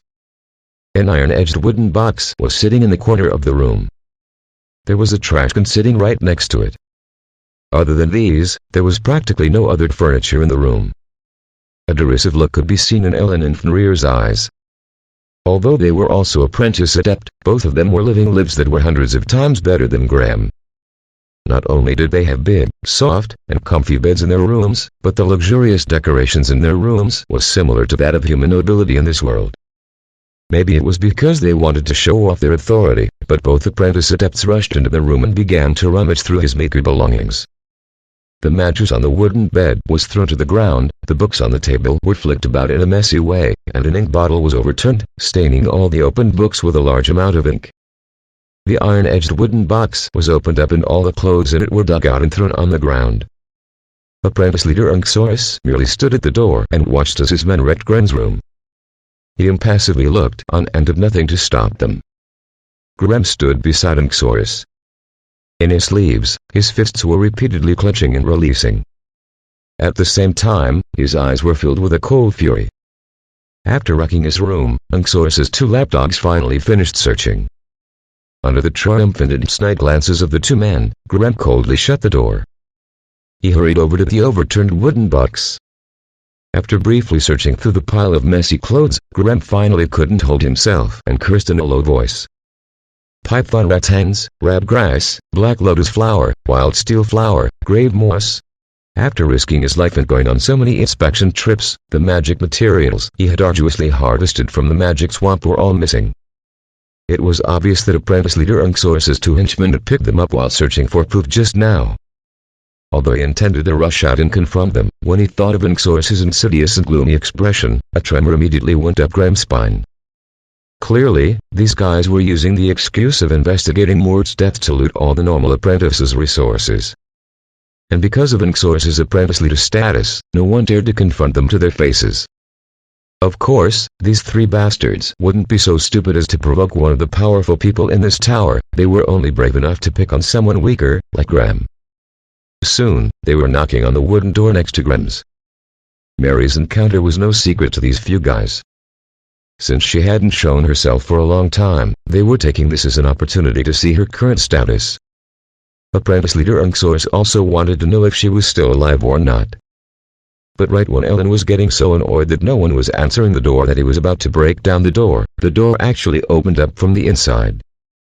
A young girl wearing a red cotton dress stood in front of them. So it's apprentice leader Unksaurus. I haven't had the time to thank you for arranging my last task. The delicate voice of the young girl could easily melt anyone's heart, but that was nothing compared to the effect of her mesmerizing beauty. Paragraph: she had slender limbs and well-defined curves, and her skin was as fair as flawless jade. Her facial feature was delicate and perfect, and her tiny red lips were covered with a smile. But the most attracting part of her was her pair of bright blood-red eyes. They were like two pure crystal-clear rubies mounted on her extraordinary face, making her as enchanting as a fairy. Also, she was wearing a bright red dress that completely exhibited her lovely body and exposed a large portion of her fair skin, dazzling anyone who saw her. In this gloomy swamp tower, the majority of the apprentice adepts wore unified gray apprentice robes and black cloaks, causing dark tones to become the main theme of this place. By bumping into a young girl with such a splendid and glaring bright appearance, these guys immediately stunned, immediately becoming tongue-tied at her charming beauty. Not only that, but after witnessing the magnificent beauty of the girl in front of them, an inexplicable lust began to surge the lower half of the three men, burning violently and bringing their more carnal hunger to life. Unksaurus proved why he had been specifically chosen by the great master adept himself, as his self-control was far stronger than the other two men. While Elaine and Fenrir were seized by a sudden lust and showing horny faces, being ready to surrender their souls to this girl, Unksaurus was able to pull himself out from this charm instantly. Who are you? Quickly tell me your name, or else. Unksaurus's expression was changing rapidly. He took 2 steps back and hastily placed both hands in his waist pockets. Although the tower was a big place, all the apprentice adepts were pretty familiar with each other. After all, there was only about 40 to 50 people here, and they had all been living together for years, so it would be quite strange for them not to know each other. Even someone like Graham, who was known for being unsociable and eccentric, had a couple of friends who he would communicate with, not to mention Unksaurus, who was the apprentice leader that had to liaise with every apprentice each week. It would be modest to say that, with both eyes closed, Unksaurus could list out all the basic living situation and status of every single apprentice adept, from level 1 to level 3, of the Adept Tower. But wait, she did come out from Mary's room. Mary, a girl who came from a remote province. The largest impression she had made on Unksaurus was very stubborn. But if judging by her looks, Mary, who came from a family of nobles, was, in fact, a rare beauty amongst all the female apprentice adepts. Too bad she was ignorant of her status in the tower, as she simply ignored the countless invitations Unksaurus sent, requesting her to join him in his bed on nights when he was lonely. Therefore, during an occasion when Adept Anderson urgently needed a subject to experiment on, and thus it turned to Unksaurus for an apprentice adept, he had passionately recommended Mary for the position. Could it be? Thoughts were flashing through Unksaurus's mind, and he quickly thought of that stubborn little beauty, who was cowardly and weak in any situation that mattered, yet had stood him up countless times. When comparing that girl to the vibrantly dressed girl who had an imposing manner in front of him, his jaw dropped and he let out a shocked cry. You're Mary. As if hearing the name Mary caused the girl in the red dress to feel pain, her sweet and charming face suddenly twisted ferociously, causing our small cherry mouth to seem to tear open from the corners of her lips to her ears, turning our one small mouth into a gaping maw which stretched from ear to ear. With a sudden movement, the girl leapt forward, quickly biting down on Unksaurus's bare neck. With a single bite, nearly half of Unxor's neck was removed, exposing his bloody flesh and broken trachea. His blood instantly shot out, like a water fountain, and soon the floor, the wall, and the body of the girl were all stained with blood. Unxor fell back and slammed up against the cold hard wall behind him. He slowly sliding down the wall and ended up sitting on the floor, trembling non-stop. Meanwhile, he pulled a magical item, which was shaped like a scorpion, out from his waist pocket, and triggered it, causing it to shoot out a flaming red beam toward the girl in red dress. The beam went straight through her chest. This flaming beam was a very powerful fire magic, so the intense heat of the beam instantly burned an egg-sized hole through the girl's body. The scorching beam didn't stop after passing through her body, and it even left a hole on the corridor wall behind her. After using it, Unxor threw away the magical item. Next, with both hands trembling, he pulled a small, fist-sized bottle containing green liquid from his waist pocket. He then pulled off the bottle's cap and poured the liquid onto the huge wound on his neck. Unxor had a pretty strong vitality, so even though he had suffered such a deadly injury, he didn't die immediately. Instead, his half-broken neck suddenly showed signs of rotting, and the exposing flesh rapidly dehydrated. At the same time, the blood spurting from his wound slowed down and eventually came to a complete stop. Partially zombified body. After learning about organic structures, anatomy, and necromancy, an apprentice adept would be able to use magic and implant a thing called a zombie sac within his body. With that, once the apprentice suffered a severe injury, the zombie sac would be triggered and make part of his body zombified, preventing him from dying due to the injury. But it was just a temporary measure. Once the instant threat of death had passed, a new threat approached, as he would now have to find a way to get rid of the violent negative energy in his body. But when faced with the choice of life and death, most apprentice adepts choose to save their lives, not matter the cost. As for the dangerous negative energy, that was something they could worry about at a later date. However, in next second a shadow was cast over his body. With one hand caressing his nearly broken neck and the other holding a small bottle up above his gaping wound, Unxor was unable to do anything in response except turn his head to see what was happened, and what he saw was the girl in the red dress's huge bloody mouth full of sharp teeth. Her red dress was being stained purple by some liquid leaking from the hole in her chest. Purple-colored blood. Was she still human?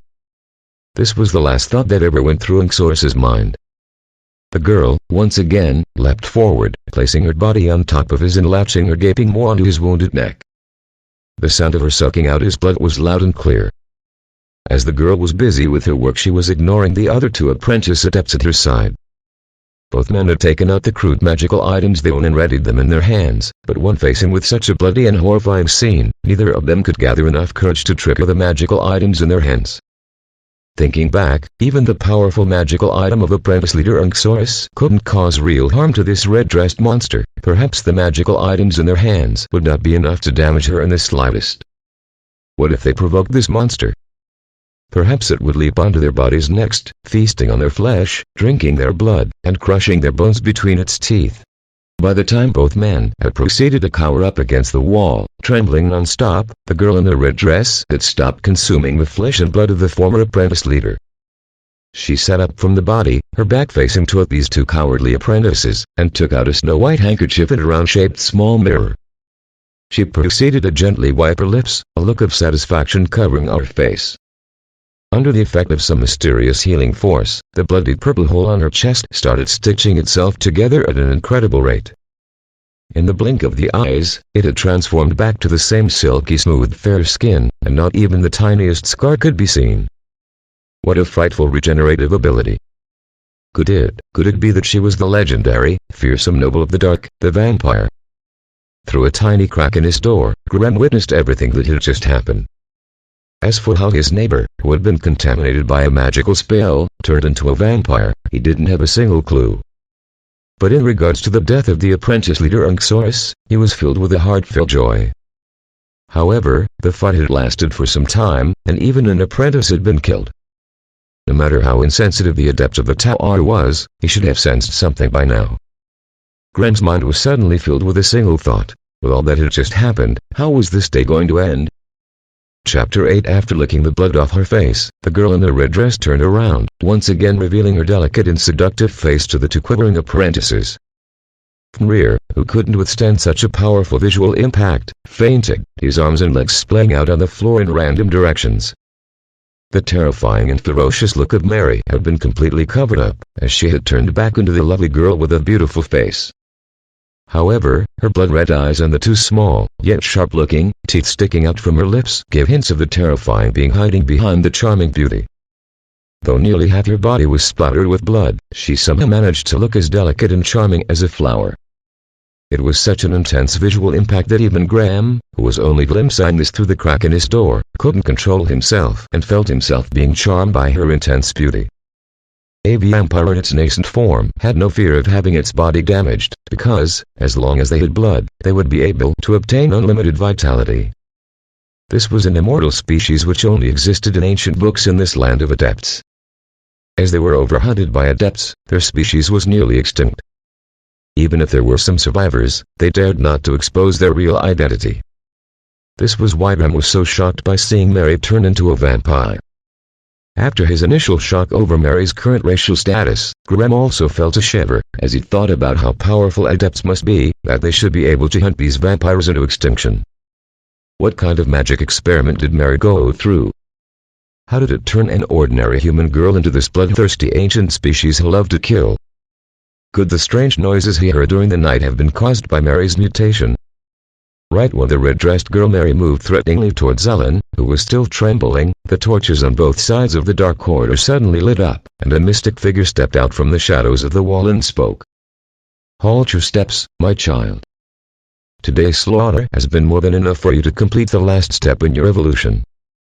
From now on, you have to try your best to restrain your desire for fresh blood by steeling your mind. Return to the path of searching for knowledge." The man who was speaking had a bent back, and his face was full of wrinkles and loose skin. A long, flowing, pure black robe covered his body, and a long pointed hat, which curled slightly at the top, sat on his head. He was holding a staff made from twisted roots and gnarled branches, and it had a big green crystal embedded on top of it. Specks of light diffused from the crystal, creating layers of amber in the middle of the air. This old man was the only adept in this adept tower, the great adept, Anderson. As for his adept rank, with Graham's current knowledge and experience, he had no idea.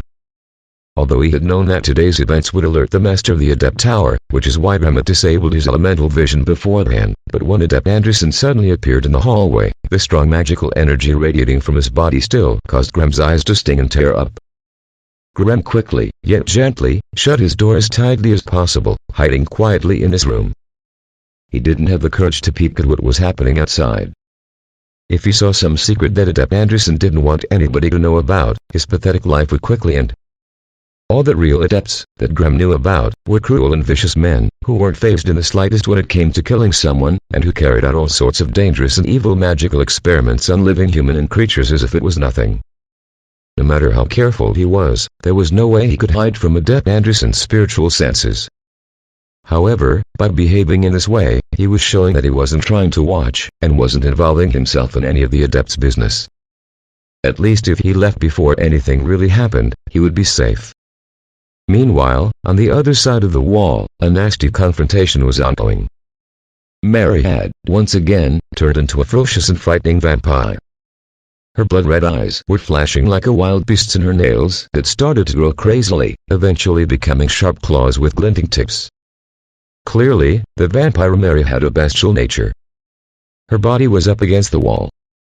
Like a gecko, she was climbing around on a vertical wall at an incredibly high speed. She started rushing toward the master of the tower, Adept Anderson. Running along the wall at high speeds, when she got close enough to the adept, Mary kicked off the wall with her powerful legs, catapulting her light body toward the adept at a blazing fast speed. While her body was flying through the air, Mary stretched her claws forward, reaching out to grab at the adept's heart. When faced with this aggressive vampire in her nascent form, all Adept Anderson did was grin his evil smile. There wasn't the slightest sign of panic or worry on his face. He shook the staff in his hand, and a small tornado appeared in Mary's path. Even though it is just a homunculus, the bloodthirsty nature actually surpassed the consciousness of the host. What a pity.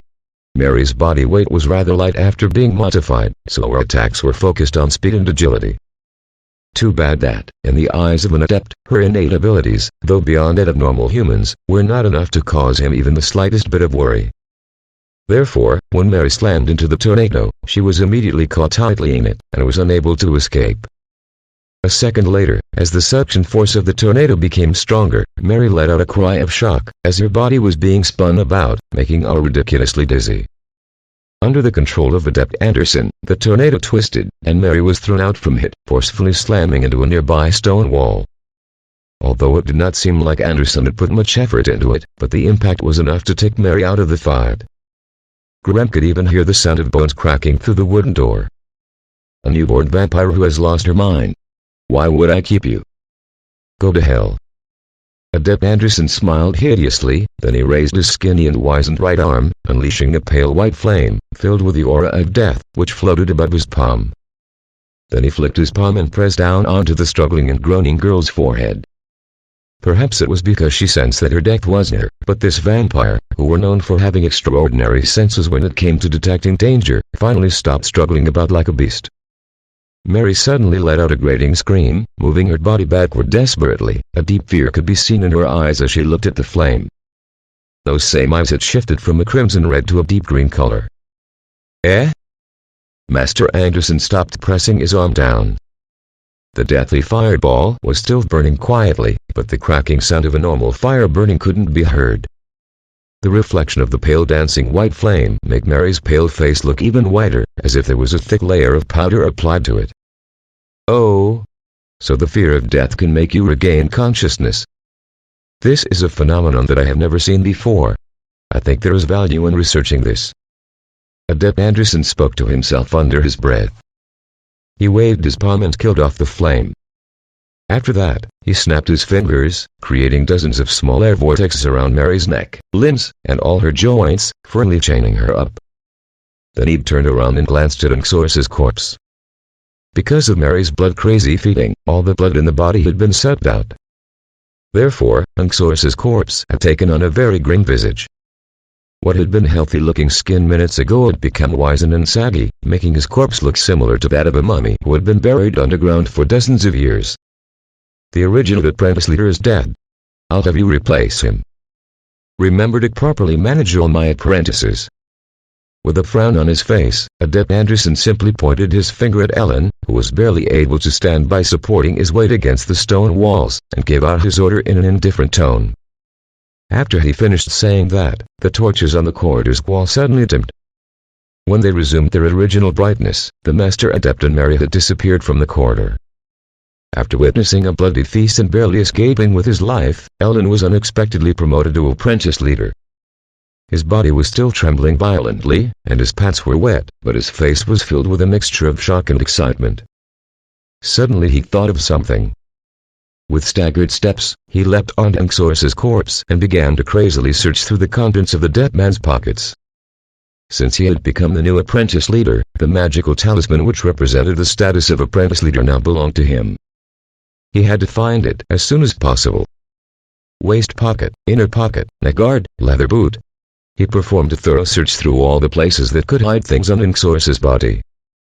The corpse, which he had formerly looked on with fear and distaste, had now become his treasure chest, filling him with great delight. Finally, he found the magical talisman on the dreadful-looking broken neck of the corpse. Holding it high up, he laughed loudly and merrily, obviously having no idea how insane was his behavior looked in the eyes of others. Fenrir, who had fainted on the floor, moved his body, struggling long and hard to stand up. As he gazed at Ellen, he was filled with a murderous intention due to the jealousy he felt. As a matter of fact, he had awakened long before, but, as he couldn't predict what would happen, he had remained lying on the ground, pretending he was still unconscious. Who would have thought that his fear would actually make him miss an opportunity to become the next apprentice leader, which was quite a prestigious status to him. At this moment, he wished he could strip Elaine's flesh from his bones. Why didn't the vampire kill him? Fenrir roared furiously in his mind. But on the surface, he had covered up the feeling of loss and fury, which was so prevalent in his mind. When he stood up from the floor, he had a flattering smile on his face. Apprentice leader Ellen, quickly get up. The floor is dirty. Let me clean up the mess for you. Fenrir's interruption immediately restored Ellen to reason. Ellen stood up swiftly and tidied up his appearance. While looking at the magical talisman in his hands, an arrogant smile covered his face. "I'll leave everything here to you. Something bad has happened to the original apprentice leader. I need to inform everybody about this urgent news. I seem to remember that it is time to feed those giant alligators outside." The last part of the sentence was said in a cruel and uncaring voice. "Understood. I'll clean this mess up right away." Fenrir couldn't help but bent his head even lower. After enjoying the first tastes of his newfound power, Ellen couldn't hold himself back, and let out a loud laugh again. Then he quickly walked down the corridor and out of sight. He had looted everything left on Inxorus's body, but there might still be some good stuff left in Inxorus's room. Therefore, after leaving the mess to Fenrir, he impatiently sprinted toward the end of the corridor. It took a few minutes for the sound of his malicious laughter to die away. Chapter 9 At dinner, all the apprentice adepts learned that they had gotten a new apprentice leader. In regards to this change, most of the apprentices showed no reactions, and not a single person even asked what had happened to Inxorus. Graham, being quite the opposite of their new apprentice leader, Ellen, who was proudly proclaiming his new status in the cafeteria, could barely hold down his ire at his new apprentice leader. Although the former apprentice leader hadn't been very nice, at least he was a fairly strong guy who had mastered 3 to 4 magic spells. He wasn't as strong as Hawkeye, Evil Bugs, or Madwomen, but he was much stronger than most of the elementary-level apprentices. Why else would they swallow their pride silently while being ruthlessly exploited by him? On the other hand, everybody knew Ellen's background. He was just a rookie, and had only mastered Windblade and Twister Shield. He had spent most of the past year hiding in the Adept Tower, which made his combat skills awfully weak. If he had to fight them, perhaps more than half of the apprentices' adepts could defeat him -1. But looking at the 4 friends who were surrounding him, clearly this guy had a good understanding of his weaknesses and had compensated for them by drawing in a few helpers. Right when Ellen was proudly giving his inauguration speech, the wooden door of the cafeteria was roughly kicked open by someone, forcefully slamming up against the stone wall. After that, a young man, who had his left eye covered with an eye patch, walked into the cafeteria with a somber expression on his face. Apprentice leader Ellen's inauguration speech came to a sudden halt. At the same time, whispers of Hawkeye could be heard from all corners of the cafeteria. The young man who wore eye patch was one of the 3 strongest apprentice adepts, Hawkeye. As they were the strongest, each of them had a group of subordinates who always gathered around them. Therefore, the 3 of them never came to dine in this cafeteria, as all their meal were brought directly to their rooms by their subordinates. That's the reason why all apprentices felt surprised when Hawkeye suddenly visited the cafeteria. Of course, Hawkeye didn't come here for a meal, but to look for someone. Hawkeye swept the entire canteen with his single eye, and every single apprentice lowered their heads, rather than meeting his gaze. It was impossible to do anything else, as a powerful energy seemed to travel out from his eye, suppressing anyone who dared to meet his eyes. See Hawkeye begin to walk towards him, Graham felt his heart stop. He immediately lowered his head even more. Unfortunately for him, Hawkeye's legs came to a stop right in front of him. "Are you Graham? Come with me." Hawkeye didn't say very much, but what little he did say was impossible to ignore. After saying that, he turned around and left, not caring the slightest about anyone else's reactions. A wry smile appeared on Graham's face. He pushed his meal tray away, stood up, and followed behind Hawkeye. Without turning his head, Graham could feel the annoyed gaze of the new apprentice leader, Ellen, burning a hole in the back of his head. Graham had a rough idea why this guy came for him. Therefore, when, after following Hawkeye through a few long dark corridors, he arrived at a certain wooden door, he was fairly sure he was right about what was going on. This was Madwomen's room. Waiting inside were the other 2 strongest apprentice adepts, Evil Bugs and Madwomen. It was a stone room, nearly as simple as Graham's room, and it was furnished to the same level as Graham's room was. There was a solid wooden bed, a writing table, and a chair, nothing else. Well, there was one more thing. In one corner of the room, there was a human-shaped practicing target made entirely of metal. From the crisscrossing scars and markings on it, perhaps it was the most frequently used piece of furniture in this room. Also, Madwomen's iconic steel greatsword was hanging from the wall on the other side of the room. Hawkeye, evil bugs, and Madwomen didn't have a harmonious relationship most of the time, but once something related to their personal interests happened, this small group could still work together to further all their interests. As this was Madwomen's room, clearly she was the only one who would take charge here. When Graham, who felt he was in an awkward situation, stopped right in the middle of the room. The person who attracted most of his attention was Madwomen, who had a muscular body, which looked like that of a barbarian's. She was standing with her arm folded at her chest. Madwomen didn't wear a soft and baggy cloth robe, like most apprentices, but wore a simple leather jacket and pants.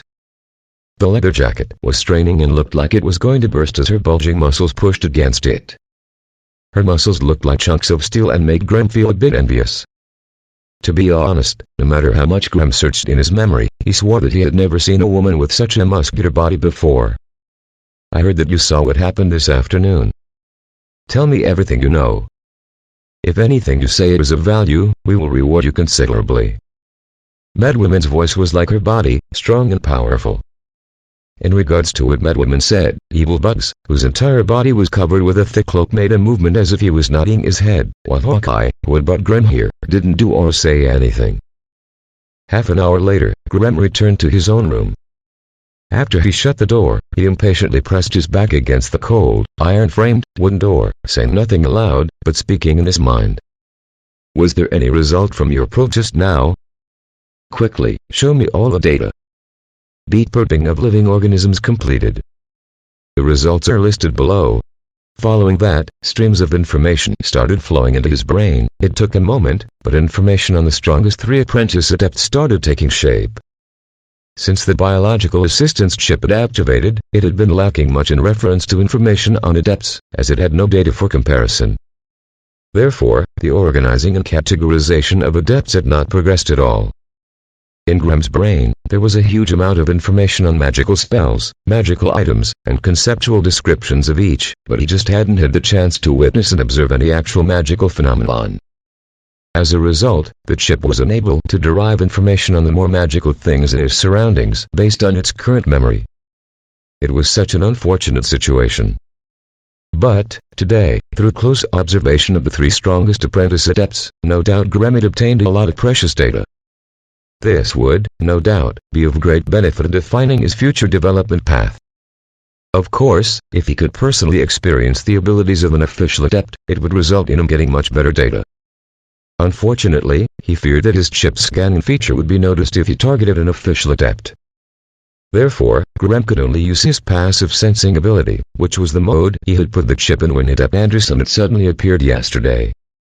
As for today, when the 3 strongest apprentice adepts were standing in front of him, he felt it was safe to scan them, and they did not have very strongest spirit energy manipulation abilities, so they were leaking a lot of energy, which the chip could scan and analyze. That's why Graham could fearlessly put out his full sensing and sense all the leaking information.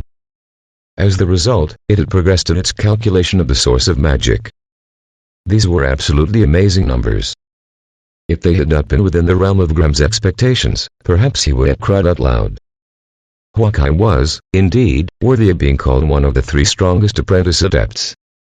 With just these basic body stats, he could easily crush Graham. In a matchup against Hawkeye, his strength was weaker, his speed was slower, and his body was not as tough. Even if both of them only mastered 1 spell, Hawkeye would still have thousands of methods to kill Graham. Not to mention, this guy was far more powerful when using magic spells. But Hawkeye's spirit attribute was the one gave Graham the most surprise. Having a spirit of 18 meant that he had incredibly strong spiritual senses. He would be able to sense the slightest heartbeat within a 50-meter radius. With such a strong sensing ability, the difficulty of launching a sneak attack on him would be immense. However, the chip put a question mark in the race field. It looked like there were some inhuman elements to be found in the energy he put off. Maybe this had something to do with the implanted eye? Compared to Hawkeye, it seemed Evil Bugs was better at concealing his energy, as even the chip couldn't obtain his attributes at such a close range. But from his powerful spirit of 19, which clearly couldn't be hidden, it could be seen that, between the 2, he was the one who was the closest to becoming an official adept. But looked like he had modified his body to a very high degree of modification, as it had reached a level where even the chip couldn't determine his race. In brief, although he probably didn't have the highest of physical attributes, he was still one of the 3 strongest, and this was shown in the frightening spells he had mastered and the modifications he had made to his body. Looking at Madwoman's attributes, a sense of powerlessness came from the bottom of Graham's heart. 15 strength, 16 physique, was she still a fucking human?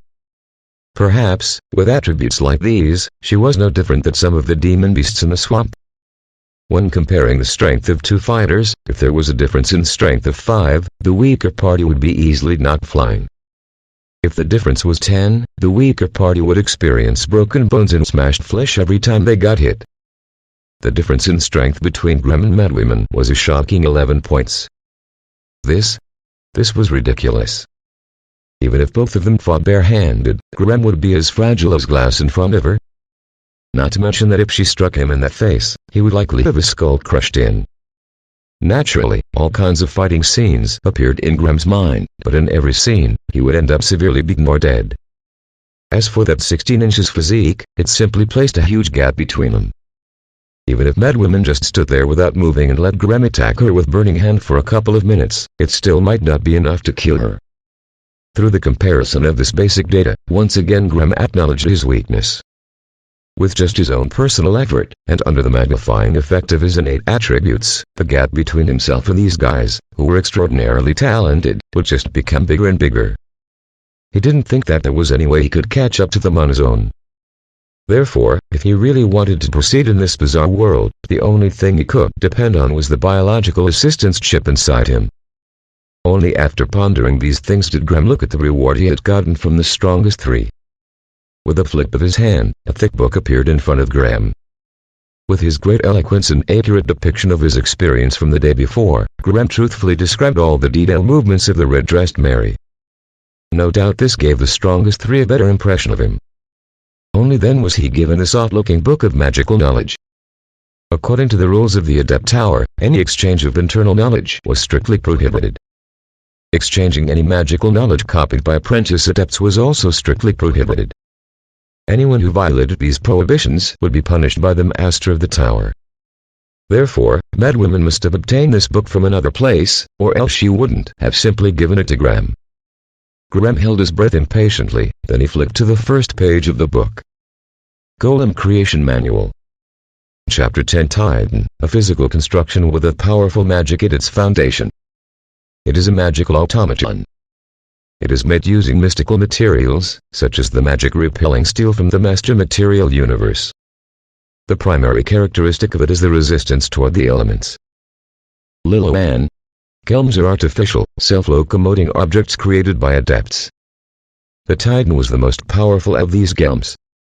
The most defining characteristic of these Titans was their resistance toward elemental attacks. In other words, only those golems which possessed elemental damage resistance could be called Titans. It was all because of the mightiness of Adepts. It was only thanks to the characteristic of elemental damage resistance that they were considered to be so powerful.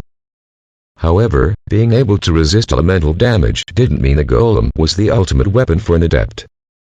This ability only allowed a Titan to be immune to spells targeted at its body.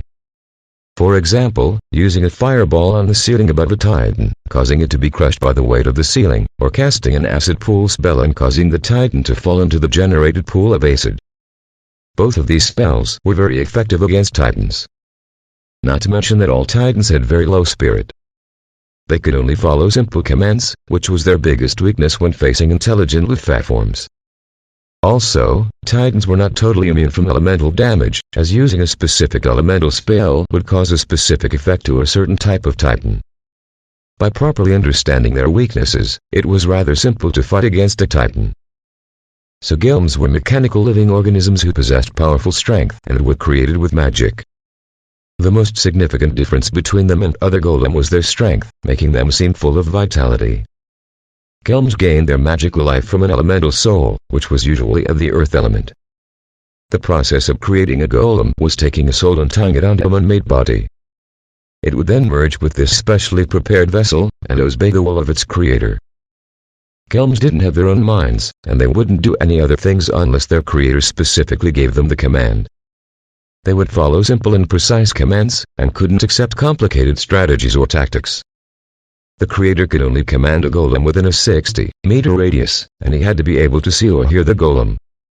If no new command was given, the golem would usually give their all in carrying out the last command given to them.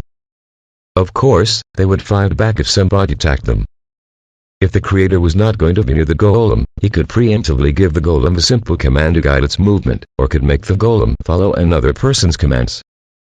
But as the creator of the golem, he could always make the golem only follow his command, revoking another person's control rights at any time. Somehow, once he started writing the book, Graham was instantly caught up in the content of it, hardly able to tear himself away from it, and, thus, he finished it in one go. Gelms were a really good thing. Putting aside those advanced steel gelms, even the lowest level clay golem could challenge an advanced apprentice adept. In other words, only a group that worked well together, and all were at the advanced level of a combat profession, would have the possibility of defeating a clay golem. As guards for adepts, titans, and other gelms, were so much more dependable than human guards, as they were absolutely loyal. On the downside, the cost of a titan, or any other golem, left Graham speechless. Take the lowest level clay golem as an example. A clay golem, without any additional magical equipment, weighed 600 pounds, was 8 feet tall when standing straight, and it was entirely made from soft clay. This type of clay golem wouldn't take any damage from sharp weapons, but some heavy weapons could cause physical damage to them. The base cost for this type of clay golem was 21.000 gold coins.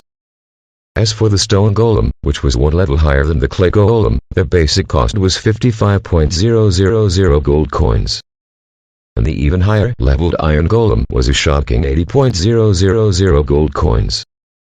This was the base cost before taking in the effects of supply and demand of the market into consideration. If it was during a period of war, these gelms, which were extremely suitable for use on the battlefield, would have their prices doubled and people would still easily pay for them.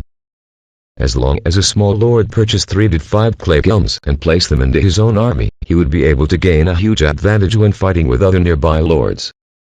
Therefore, if he was able to become a golem creator, money would no longer be an issue for Graham.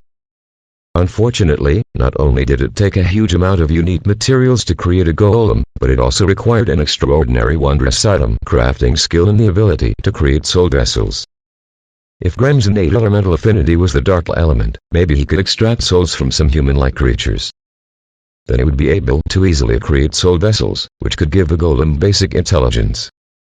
However, his elementary affinity was the fire element, and that killed off any possibility of making a golem anytime soon. What Graham could do now was ask the chip to store all the content on this golem creation manual temporarily, so he could do more research in the future. After considering all these things, he began to research the new functions of the chip. Following the slow chanting of a magical incantation, Graham, who had stretched out his right arm, suddenly had a glowing magical flame ignite in his hand, covering his entire palm and part of his arm. Now as he was staring at the flame burning calmly on his hand, the mechanical voice of the chip resounded in his brain. Beep, a complete spirit energy model has been detected. Please confirm if the host wants to solidify it. Warning. The solidification will reduce spirit by 2 and profession experience by 50. The same message had appeared once when he was inspecting the outside of the tower. But, as he was at a dangerous place at that time, Graham hadn't dared to test it, and, hence, he had chosen to ignore it. But today, he decided to check out what this solidification was all about. Confirm. Beep, solidification task commencing now. Expected completion time, 12 hours, 27 minutes and 13 seconds. Graham's mind trembled as with the chip began the solidification task. He clearly felt part of his spirit had disappeared. After a self-inspection, he found his profession experience had dropped from 614 thousandths to 564 thousandths.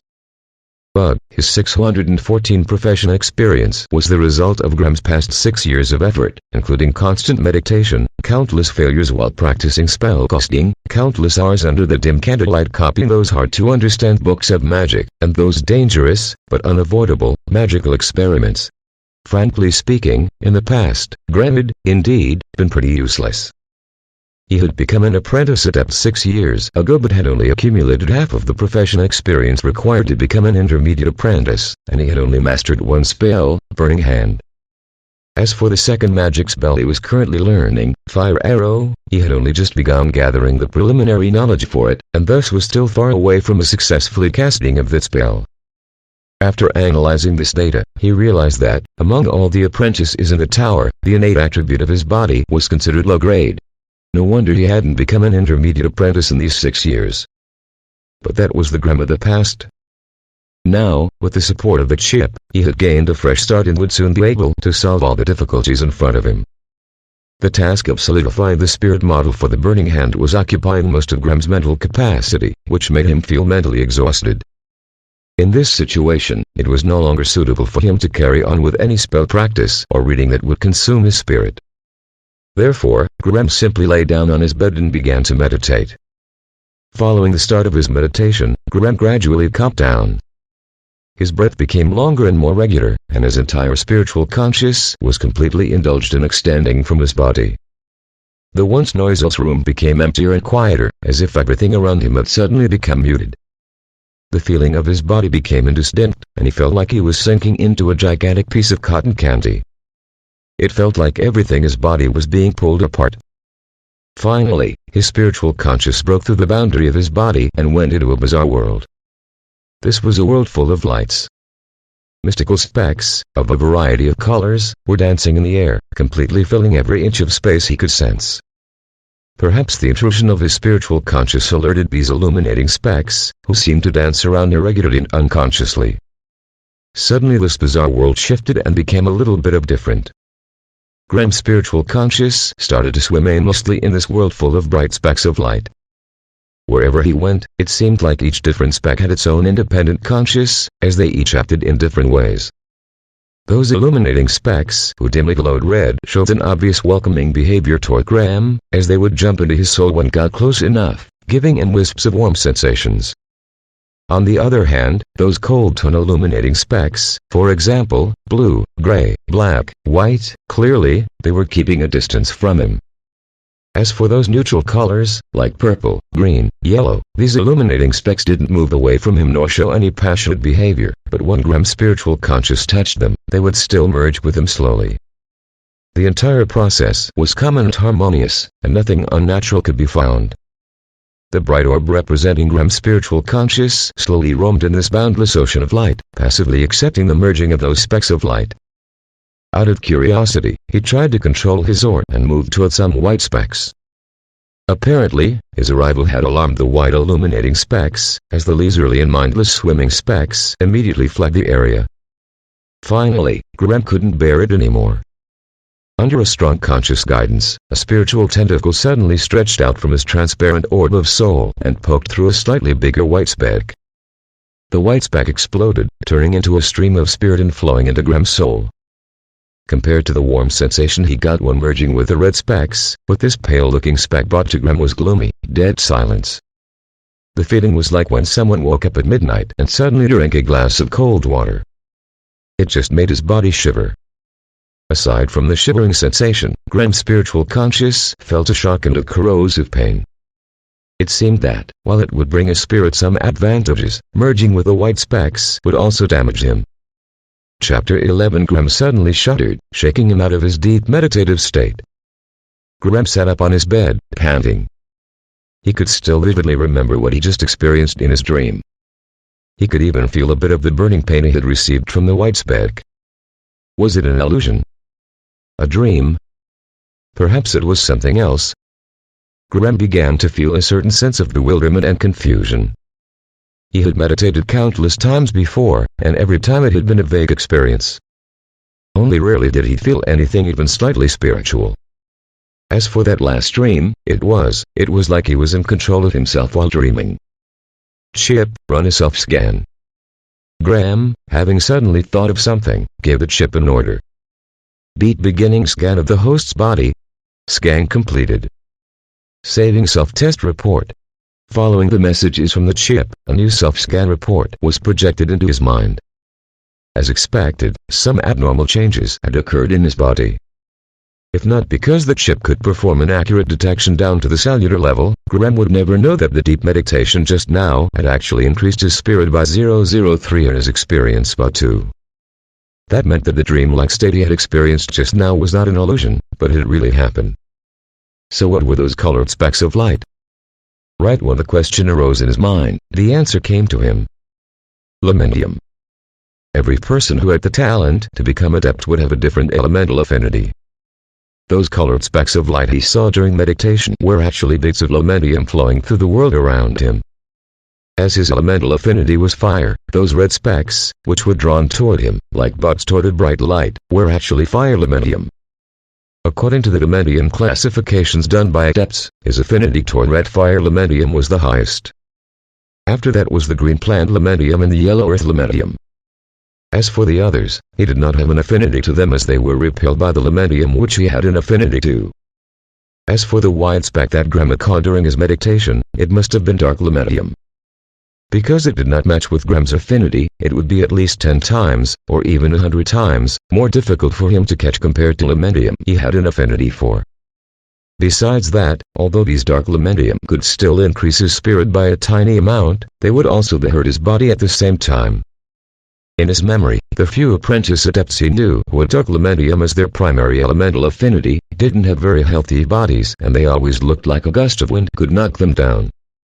Perhaps the corrosiveness of the dark elementium was the cause of their frailty. It seems that the innate elemental affinity of an apprentice could affect the efficiency of their meditation, and that efficiency could, in turn, increase the growth rate of the apprentice's spirit. Graham tried to recall what he experienced back when he was meditating, and what he remembered made him frown. According to his memory, the numbers of white dark elementium specks was clearly far more than the number of red fire elementium specks. That meant that, in this environment, the efficiency of meditation for those apprentices who had an affinity for dark elementium was way higher than his own. How was this possible? Shouldn't the distribution of the basic elementium in this world be relatively balanced? Could it be that the adepts of the tower did this purposefully? Suddenly, Graham's face took on a ghastly pallor. He had just remembered that Master of the Tower, Adept Anderson, had affinities for dark and wind elementium. No wonder that many of the other apprentice adepts who had joined the tower around the same time as Graham had mastered 2 or 3 spells and managed to rank up to intermediate apprentice, while he was still struggling down the path of a beginner apprentice. It was not only his own innate talent that tied him down. It was this damn harsh environment. Graham thought for a second, then he gave up the idea of meditating again. For a beginner apprentice adept like him, although meditation could increase his spirit, it still couldn't replace sleeping.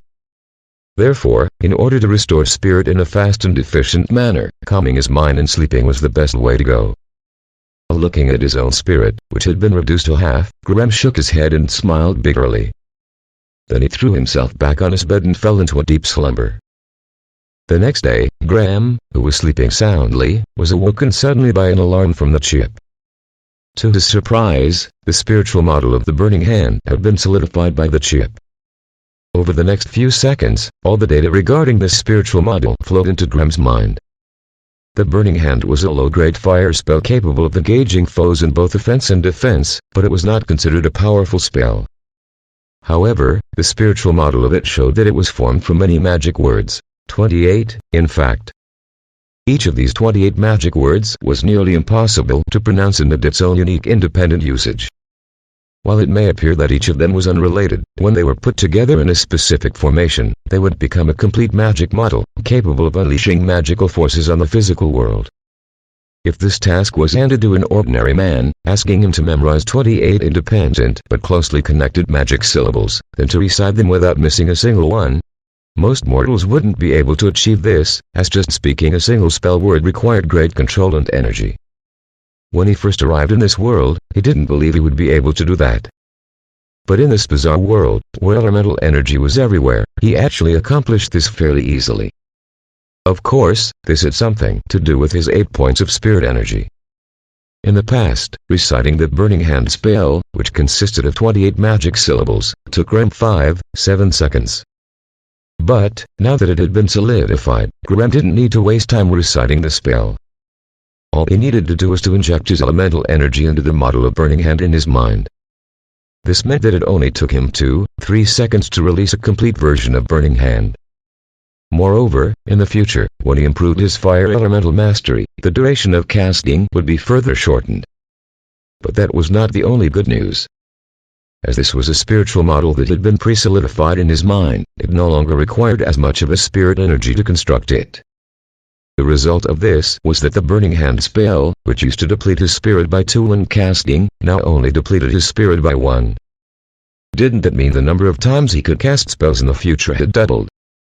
This discovery brought a big smile to his face as his mind was wildly dreaming up many possible uses for this particular ability. But then the chip, once again, resounded in his mind. Beat discovered room for improvement of the spell model. Please confirm if the host wants to optimize. Attention, this optimization will cost 1 spirit per day, and 100 experience. Estimated time for the task is 34 hours and 25 minutes. Optimize the Burning Hand. It sounded like something really good. But why did it consume so much experience? If any operation related to spiritual modules cost him this many experience points, perhaps all the experience points he accumulated in the past 6 years would be used up in the next few days. Graham calmed himself down and took a moment to ponder this optimization. After a few moments he decided to decline. First off, Burning Hand was just a close-ranged spell. It didn't have much potential combat value in Graham's mind. Sooner or later, it would be replaced by other long-range offensive or defensive spells which were more valuable, therefore it wasn't worth investing in it now. Second, taking his current spirit energy into consideration, he couldn't have more than 3 solidified models in his spiritual domain. Under this situation, where only limited slots were available, giving Burning Hand a space in the spiritual domain clearly didn't match up with his optimized path. In fact, Graham himself would have preferred to prioritize the solidification of a long-range attack spell, and he had a specific spell in mind for this very purpose. This was a fire spell that he had studied and researched for nearly half a year, Fire Arrow. Fire Arrow, a low-grade fire elemental spell. The spell allowed him to form a magical arrow of fire elementium and throw it at his target, causing 7 points of physical damage and 18 points of fire and explosive damage. With Graham's pitiful 3 physique and 11 health points, a fire arrow was more than enough to instantly kill him. Therefore, all this time Graham had been dreaming of learning this long-ranged attack spell. But too bad, although Fire Arrow was a low-grade spell, it consisted of 34 spell words. This was the reason why, even though he had been restlessly studying for half a year, he still hadn't mastered the method of constructing its spiritual model. Graham had invested more than 20 knowledge points and a huge amount of time in learning this Fire Arrow spell. It even delayed his research into magic knowledge. However, he was still lingering outside the door of success, and far from becoming an elite among the beginner apprentice adepts, mastering more than 2 spells. But now, with the help of the chip, presumably this doorway had come much closer. Ignoring the fact that it was time for breakfast, Graham hurriedly washed his face, then sat in front of his writing table, excitedly opening up his magic notebook. Everything related to the magical model of the Fire Arrow, the magic words of it, the frequency of the spirit energy, and the material of the spell construct, Graham had copied all of them into this notebook. Real spell casting was not as simple as ordinary people thought it was. 34 syllables of magic couldn't be recited in one go like how they were written. A spell couldn't be cast just like that. The entire process was an extremely complicated process and required the perfect combination of hand, mouth, heart, and mind. It was the result of them working together. When reciting each syllable, Graham needed to adjust his spirit to a matching vibrational frequency, and both of his hands had to perform a specific gesture. Any mistake or delay in the casting process and the only result would be a casting blowback. Although this kind of casting blowback wouldn't kill an apprentice, it would cause damage to his spirit, and it would take him a long time to recover. Also, if one's spirit was frequently damaged, there was a possibility that they could suffer a permanent reduction in their spirit.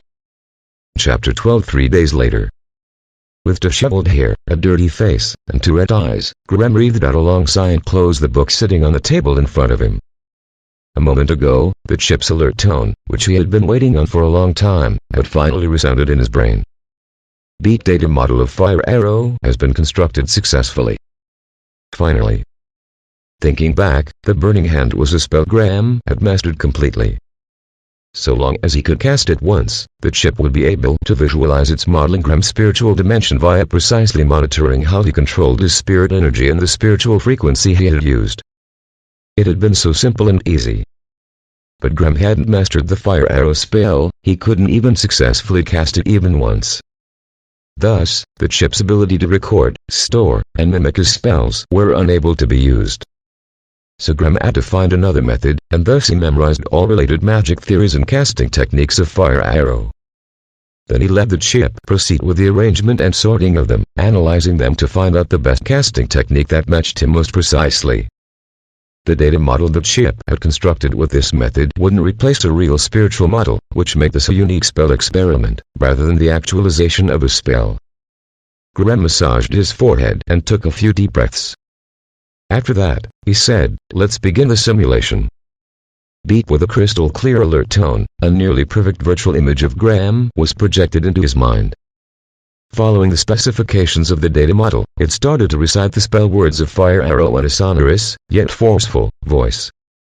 Via his connection with the chip, Graham's mind merged with a virtual image, following along with the reciting of the spell and adjusting the frequency of the spirit to match that of the data model. At the same time, both hands of the virtual image were making small gestures in the air, guiding the attracted elemental energy and molding it into the shape of an arrow.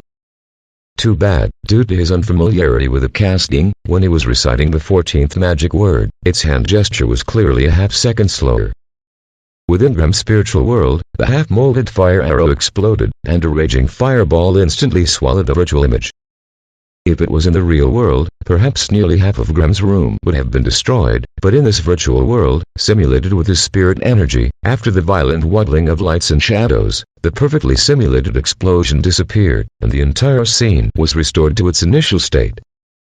Although he knew beforehand that everything was just a simulation, Graham still couldn't help breaking into a non-existent cold sweat in a spiritual world. Witnessing a huge fireball explode in front of his eyes, and seeing his virtual body being ripped apart, even Graham, who was not faint of heart, felt his heart stop for a second. In order to let himself truly experience the complete process of casting the spell, Graham had placed his entire consciousness into the virtual image. Therefore, you could say what happened just now, while not being real, could be described as an unreal reality. Graham didn't jump right back into practicing, but closed his eyes, meticulously studying his first attempt in his mind. After he confirmed the reason for his mistake, he opened his eyes and began his second simulated casting attempt. Unfortunately, it was a failure again. This time, he failed at matching a spirit frequency with a 17th syllable. The half-constructed spiritual model exploded once again. As a result, the raging element flames once more swallowed Graham's virtual body. The digitized waddling of lights and shadows slowly faded. Soon, his spiritual world was restored to its initial state. Graham let out a helpless and bitter laugh, then he took a moment to calm down. Soon, the sonorous and forceful voice of the simulated Graham's voice once again resounded throughout the empty spiritual world. Many explosions occurred. Every time, his mistake was nearly the same. Either his hand gestures couldn't keep up with the spell syllables, or his spirit frequency wasn't right. To put it simply, no matter which part caused the problem, there was only one result: a massive explosion. If this had happened in the real world, Graham's weak body would have become powder after the first explosion. But since it was not, he was sitting safely beside his writing table, staring blankly into space. After practicing it so many times, his spirit had finally been depleted. Whenever his spirit was completely depleted, he would struggle back to his bed and fall asleep. Once he had slept and restored his spirit, he would then rush to the cafeteria, order himself a huge meal, then return to his room and commence the next round of spell simulation practice. With this incredible persistence and fortitude, finally, during an instance when everything worked flawlessly, Graham successfully completed a simulated casting of fire arrow. When the burning elemental flame formed into a magic arrow and was steadily floating between Graham's hands, he nearly couldn't hold back his tears. When he let himself get excited, a massive explosion, once again, devoured his body again. But he didn't get discouraged this time. Instead, he let out a loud and satisfied laugh while his spiritual world was destroyed around him. Graham sat up straight in front of the writing table, opening his eyes for the first time in a few hours. A look of joy could be seen at the corners of set eyes. "Chip, do you have a recording of my last simulated spell attempt? Video has been recorded and saved. You can replay it at any time." Graham tried his best to calm down and nodded his head, but the way he tightly clutched his fists revealed how excited he was. This newfound function of the chip was really a huge help to him. Without the virtual spiritual world constructed by the chip, Graham could only practice this fire arrow spell in a spell practice room over and over. He would have to personally endure the backfire to his spirit and body caused by his casting failures. Every serious casting backfire would require a period of time to heal and rest before being fully recovered. No doubt this would seriously delay the progress of learning any spell or progressing one's spirit. This was the reason most of the apprentices in the tower only mastered 1 to 2 spells. Of course, there was a possibility that some apprentices had hidden what they knew, never really exposing their true abilities. After all, the field of research and progress for all apprentices was secretive, and trying to learn about one's private matters was a huge taboo within the tower. There probably were not that many apprentices hiding what they knew, as the number of unlucky guys who were struggling, even among beginner apprentice adepts, was really quite high, and thus there was very little need to hide one's abilities. In the past, Graham was one of them. But with the activation of the chip, Graham felt it was time for him to soar up into the sky. Chip, play the recording of the successful casting. Beep, with the appearance of data streams, a Graham who was concentrating on spell casting was projected into his mind. Graham placed his entire focus on this virtual image, repeatedly watching the entire process of spellcasting. He watched every detail of it, not missing the slightest change in his spiritual energy. Although it was only a spiritual simulation, Graham's mind followed the normal spellcasting process and completed it. Therefore, excluding the lack of real elemental energy, nothing was different when compared to casting a spell in the real world. It went without saying that this recording of a successful spellcasting would go a long way in helping Graham master the magic spell. At least, it helped Graham save at least half a year of restless effort, and avoided the painful cycle of being injured, resting and healing, and being injured again.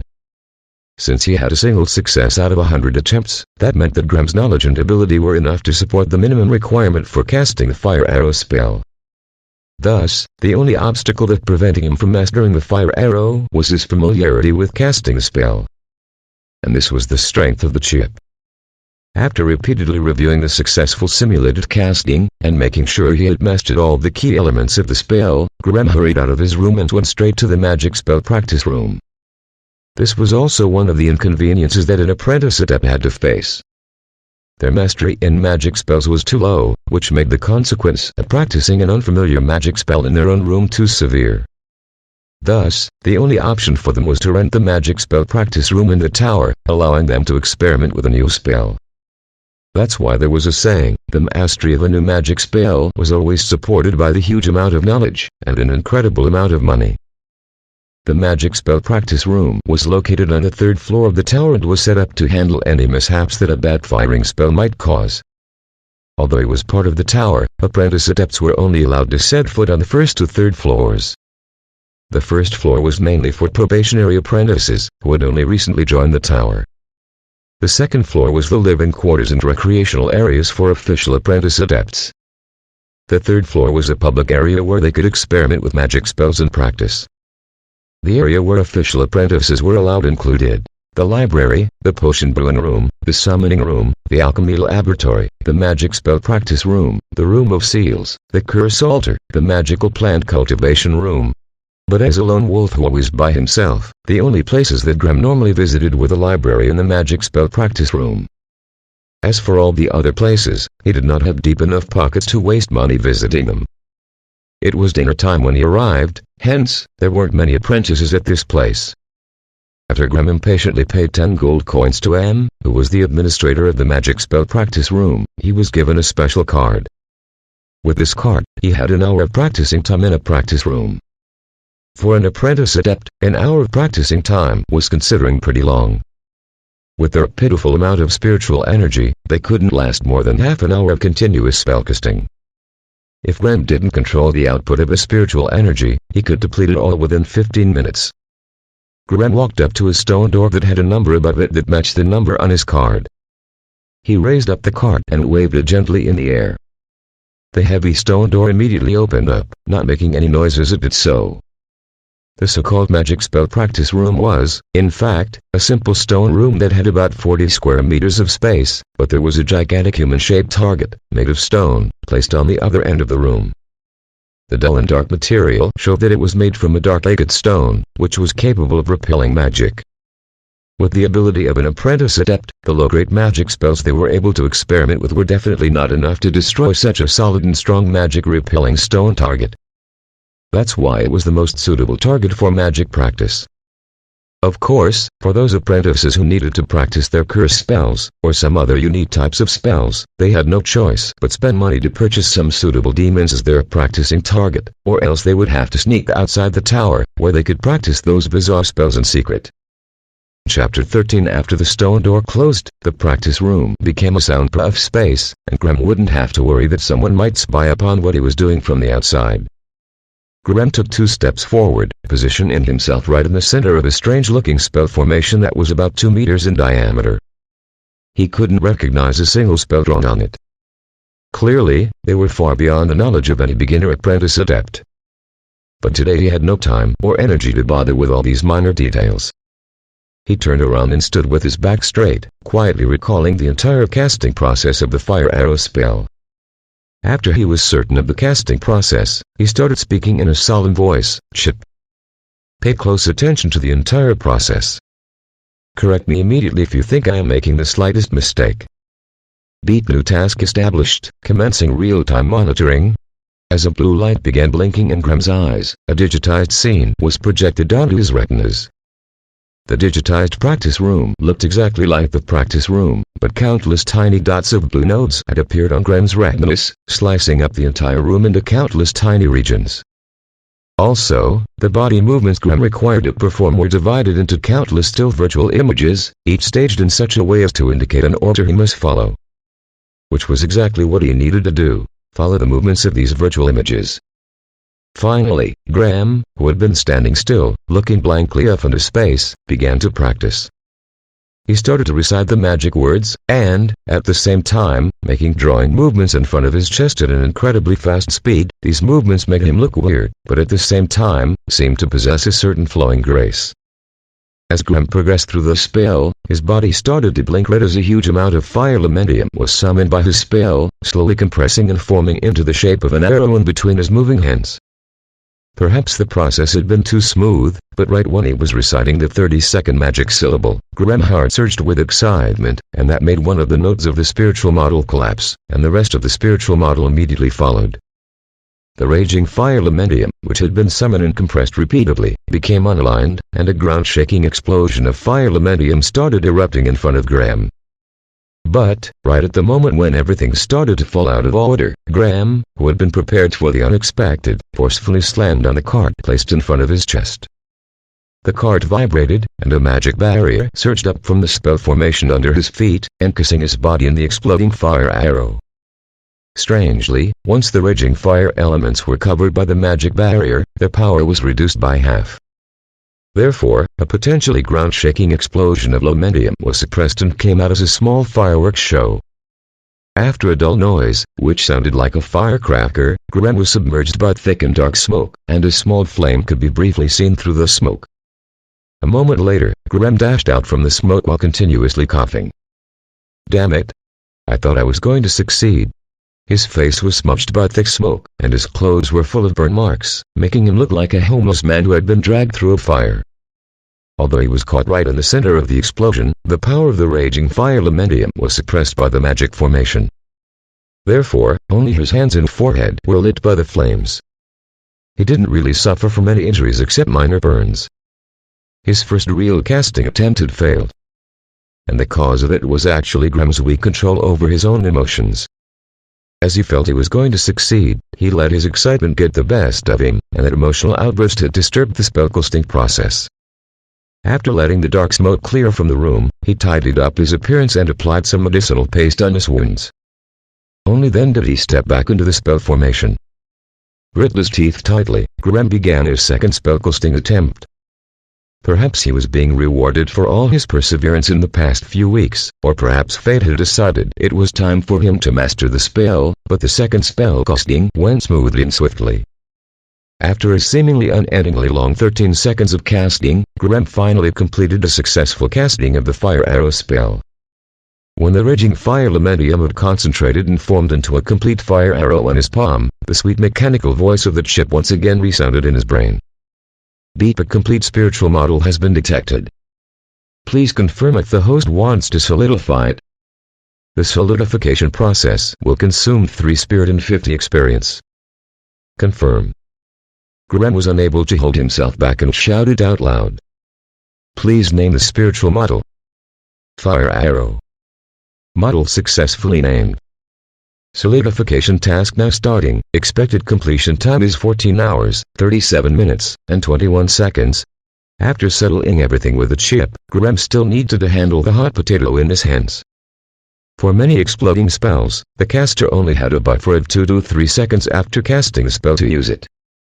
If this time was exceeded, or the caster moved their body, the casted spell would begin to collapse. If he cast a spell and let it explode within his palm, he could barely imagine what would happen to his body. Therefore, once Graham was finished with the chip, he immediately pushed both hands forward, inciting the fire arrow to fly forward and slam right into the stone target situated on the other side of the room. The fire arrow erupted as it struck the chest of the stone target. This time, without the suppression field of the magical formation beneath his feet, the raging fire elementium could finally reveal its brutal and violent nature. A loud explosive noise was heard. A fireball the size of a melon suddenly appeared, quickly spreading into a violent fiery shockwave. The raging explosion instantly heated up everything within a 5-meter radius of the stone target to rather intense temperatures. After the smoke cleared, Graham could see that the chest of the stone target had been burnt black, and there was even a nail-sized hole where the center of the explosion had been. Unexpectedly, a wall on one side of the room began to wobble like the surface of water did when small ripples went through it. After a moment, a few words began to show up. Obviously, this specially designed spellcasting practice room was very effective at its job. Although, with the help of the chip, Graham didn't need the limited data detected by the spell formation, but all the other apprentice adepts couldn't live without it. Only through the evaluation and calculation of the spell formation could they have a more direct feeling of control while dealing with the spells they were learning. That, or they would have to experience it directly on a battlefield, where they had to put their lives at stake. In just 15 minutes of time, Graham had achieved his goal for this trip. He happily turned and opened the door to the spellcasting practice room. When the stone door opened up, a beautiful figure was waiting outside the door for him. Slender limbs, perfect curves, fair and silky smooth skin, a delicate face. But what excited Graham the most was the flaming red chiffon dress and her equally red luscious lips. The only difference compared to the last time he had seen her was that her ruby red eyes were gone, having been replaced by a pair of turquoise blue eyes, which made Graham feel like he was staring into a sparkling ocean of blue. It was Mary, wearing her vivacious red dress. "Oh, so it seems you really are here." Her juicy red lips moved gently, letting out words in a voice that made Graham's heart race. "All right, since I've found him, you're no longer of any use to me." The second sentence, which was said in a tone that sounded much colder than the first, was not spoken to Graham. Only now did Graham notice that this neighbor of his, who was slim and neither tall nor short, was dragging an adult man with her right hand. It was N, the administrator of the magic spell practice room. Red-dressed Mary waved her little hand, and N was easily thrown over 10 meters. He hit the ground with a thud, and started groaning, unable to stand back up. Graham felt his expression change. Although N was not considering a chunky man, his body weight was at least that of the average adult man. However, this Mary had just thrown him a fairly long distance with a single bare hand, and she had done it without even trying that hard.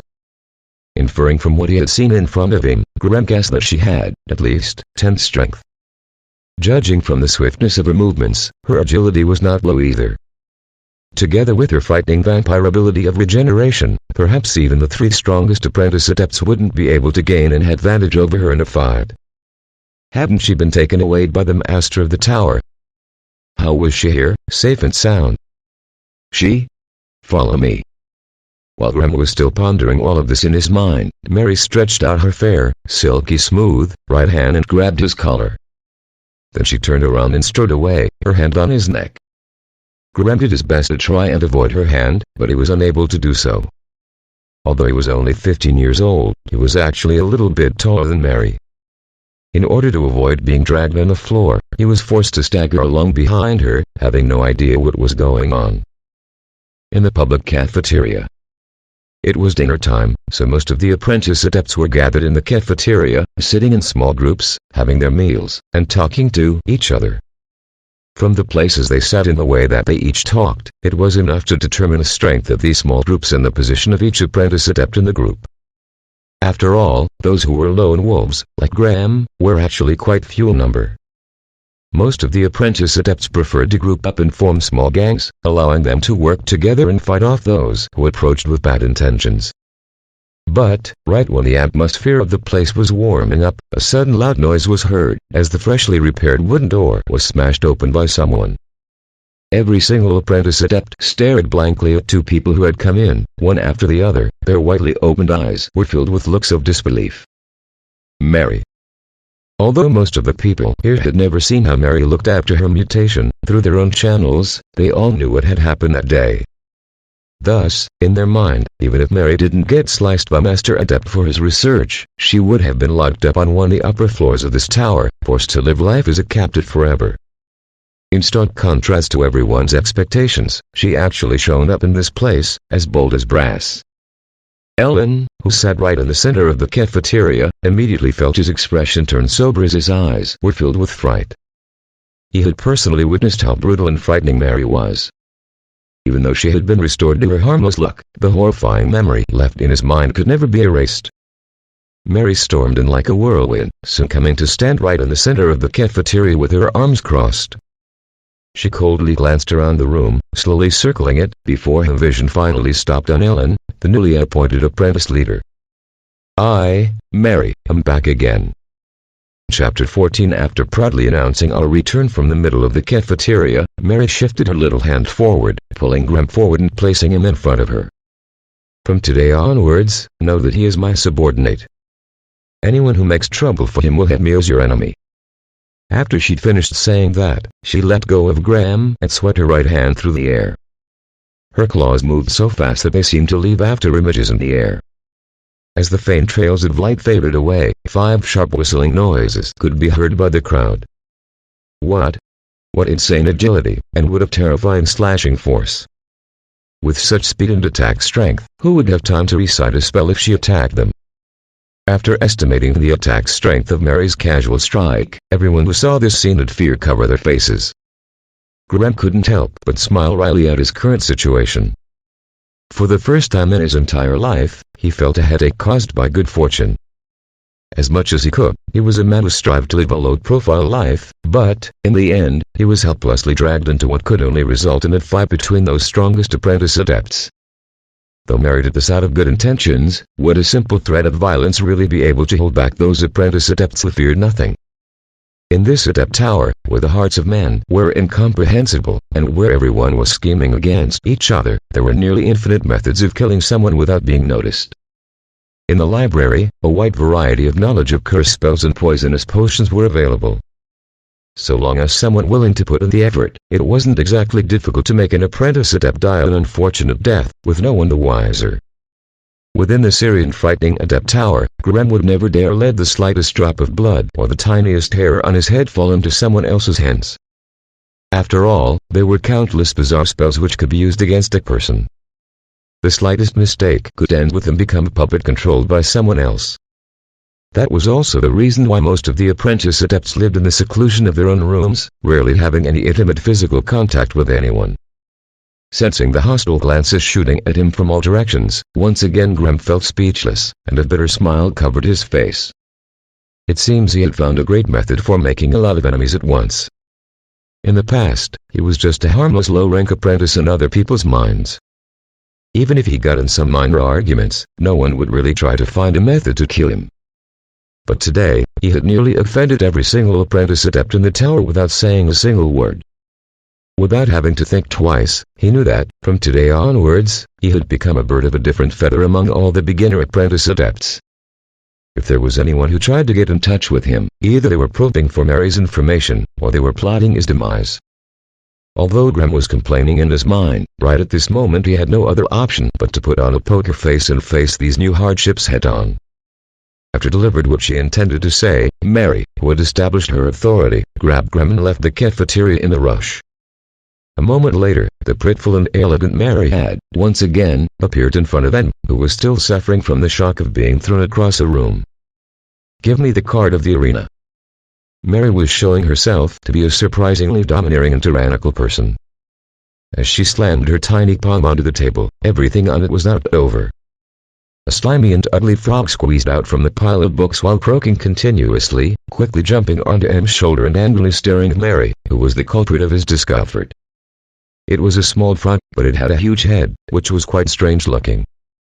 Its slimy back was full of lumps and blisters, which were all filled with green ooze. It had a huge mouth and its eyes were situated on two protruding tentacles, giving it a really bizarre look. Frightened, M gently patted on the weird head of the frog, turning his head and speaking softly to it. The frog, unwillingly, opened up its mouth and spat out a special card, which was glowing with a golden glaze. Mary snorted coolly, snatched the golden card off the table, turned around, and then dragged Graham away. Before they left, Graham couldn't help examining the strange-looking frog. A companion beast. Perhaps this frog was M's company beast. Apprentice adepts, like them, who were still struggling in the lower floors of the tower, were all restlessly trying to strengthen themselves. No doubt, increasing one's spirit was the toughest path. Without a magic medicine that brew one's spirit, a top-grade meditation method, and without a formal adept to answer all their questions, they could only depend on themselves to progress. Therefore, any method that could possibly help one in improving their own power was worth it, and companion beasts were, undeniably, a good supplemental method for increasing one's strength. Companion beasts were also known as parasite beasts. They were a unique type of demon that had been modified and bred with magic. Through a special magic ceremony, an apprentice adept could establish a binding between his soul and one of these beasts. Of course, a method like this came with its own pros and cons. On the bright side, an apprentice adept could borrow the innate abilities of the demon, granting himself some special abilities that others didn't have. On the downside, during the process of establishing the companionship, the apprentice had to cut part of his soul and transfer it to the companion beast. With that, if the companion beast was seriously hurt or died, the apprentice himself would suffer the same fate. If the beast was seriously injured, it might cause the apprentice to suffer a permanent spirit depletion, as his soul would be injured. There were known cases where an adept's soul had broken, causing them to become a complete idiot. It was a rule of thumb that an ordinary apprentice adept could only establish a relationship with one beast. But, as in anything, there was always an exception. Evil Bugs, who was one of the 3 strongest apprentices, had taken the path of binding with a companion beast. However, he actually broke through the supposed limit, and somehow had a lot of strange insects within his body. As for how he did that, no one knew. Any apprentice adept who was taking the path of binding with a companion beast would kill for this knowledge, but none of them had the courage to spy on his secret. Because, in the end, anyone who tried to spy on him would end up dead in an accident. N, who only had the capability of an intermediate apprentice, had chosen a poison dart frog, who could, unsurprisingly, shoot poisonous darts, as his companion beast. Besides shooting poison, it also had a pretty good regeneration ability. Perhaps, this was the biggest reason Em had chosen it. When the main door of the stone room had closed up, Mary and Graham were left standing there by themselves in a large room. This arena was way bigger than the stone room Graham had rented previously, taking up a whole 200 square meters. Thus, this was not a place for apprentice adepts to practice their magic spells, but a miniature fighting arena. If apprentice adepts needed to resolve disputes, usually they would use this arena as a last resort. Although this place came with a rule forbidding them from killing each other, if an accident really happened, the killer wouldn't have to pay with their own life. All they would have to do was pay a large fee as compensation. Hence, many apprentice adepts had a great fear of this arena, and, thus, it had earned the nickname of Arena of Death. Mary's slim figure stood opposite of Graham's. She had an airy smile on her delicate face, which Graham felt was both seductive and cruel. "I don't need a good-for-nothing subordinate. Show me what you are capable of." After announcing this, and without giving him any time to prepare himself, her delicate-looking body swayed, leaving behind a row of after images. Her real body was mixed in with these after images, sprinting to Graham at an incredible speed. She really meant it. This Mary was really a girl of action. Although Mary had been a rather glacial beauty in the past, she still had held the careful and low-profile character of your standard apprentice adept. How did she become so overbearing, arrogant, and aggressive after being let off by Adept Anderson? Unfortunately, Graham had no time to ponder on this anymore, because Mary's attack was fast approaching. A series of rapid warning tones resounded in his brain, nearly making him lose focus. Warning. Warning. High-speed target approaching. Initial evaluation shows the target as the agility which is greater than 13. Host, please move 2 steps to the left. After dodging, counter-attack with a burning hand spell. As the solidification of the fire arrow was still in progress, Graham could only use one spell, Burning Hand. The speed of the attack was extremely fast, and Graham couldn't even see where the real Mary was. What he could do was to lay all his hope on the guidance given by the chip, move his feet, and step aside, quickly preparing a Burning Hand spell. However, as they say, no plant survives contact with the enemy. Graham clumsily fell to the ground while only halfway through dodging. His shirt was completely torn at the chest, revealing 3 gashes. He struck out with Burning Hand, but his strike hit nothing. Graham pressed his hand against his wounds, distraught at what had just happened. He raised his head and gave Mary an angry look. Meanwhile, Mary was standing leisurely to the side, sticking out her long flexible tongue, and licking the blood from her nails. So it seems you have decent reflexes. But your body is too weak. If this speed is all you have, perhaps you're going to suffer today. Maybe it was because she had tasted blood, but her eyes, which had been completely blue, started to take on a shade of red, making her seem so much more dangerous. If you don't want to die, you better move faster. Mary briefly squatted down after she'd finished speaking, making her look like a leopard preparing to pounce. In the next second, she was rocketing toward him. Damn it, if this went on he really would die. As her eyes began to turn red and her fangs began poked through her lips, warning tones went off like crazy in his brain. Unable to take care of the wounds on his chest, Graham let out a roar. He forcefully slapped both of his palms together. 3 seconds later, 2 massive fireballs erupted from both of his hands, causing Mary to jump back. This is what I'm talking about. Heh, you better watch out. Mary's voice was filled with excitement. She even giggled a bit. In the next second, she leapt forward, turning into a streak of blue. Even with Graham's dynamic vision, he was still only able to see Mary's after images. He was completely unable to find her actual position. Therefore, in order to avoid her getting too close, Graham kept moving his body and adjusting his posture to keep the majority of her after images in front of him. Meanwhile, he was crazily waving his hands, attempting to use the burning flame to block off all the possible paths of attack. Both fireballs were making sizzling noises while Graham was waving them about, pouring sparks of fire all around his body. Unfortunately, it seemed his attempt at defense was pointless. No matter how hard he tried, he just couldn't figure out where she was. Instead, from time to time, he would feel a sudden sharp pain coming from a new place on his body, and all these were making him more and more furious. Chapter 15. As the fight progressed, Graham was realizing, more and more, what his weaknesses were. His below-average physique was one of the biggest weaknesses. Even with the help of the mighty chip, he found that he was not as strong as he had originally thought. His agility afforded to find the speed of his reflexes, movement, and the flexibility of his body. Although the dynamic vision provided by the chip allowed him to roughly guess where Mary was moving, his overly clumsy and slow body was having a hard time keeping up with the guidance of the chip. Therefore, most of the time, even though Graham knew in advance where the attack was coming from, he was unable to defend fast enough. Often when the sharp claws passed his body, his flame was mere inches away, but he still couldn't even touch the tips of the fringes of Mary's dress. Hence, within the huge arena, Graham was restlessly waving 2 huge fireballs and doing everything he could to land even the slightest blow on his enemy. However, it seemed he was unable to do anything except receive wounds and groan as the pain from all the wounds added up. As for Mary, she was like a red ghost who drifted from place to place, seeming to blink in and out of reality as she dashed around Graham. Quite frequently, the dreadful flames almost touched her body, but they were unable to cause her any harm, as she was moving with great speed and agility. Fortunately, Mary was just playfully evaluating Graham's fighting ability, so all her attacks were only causing minor flesh wounds. If she had been serious, Graham would have long since been sliced into chunks of meat.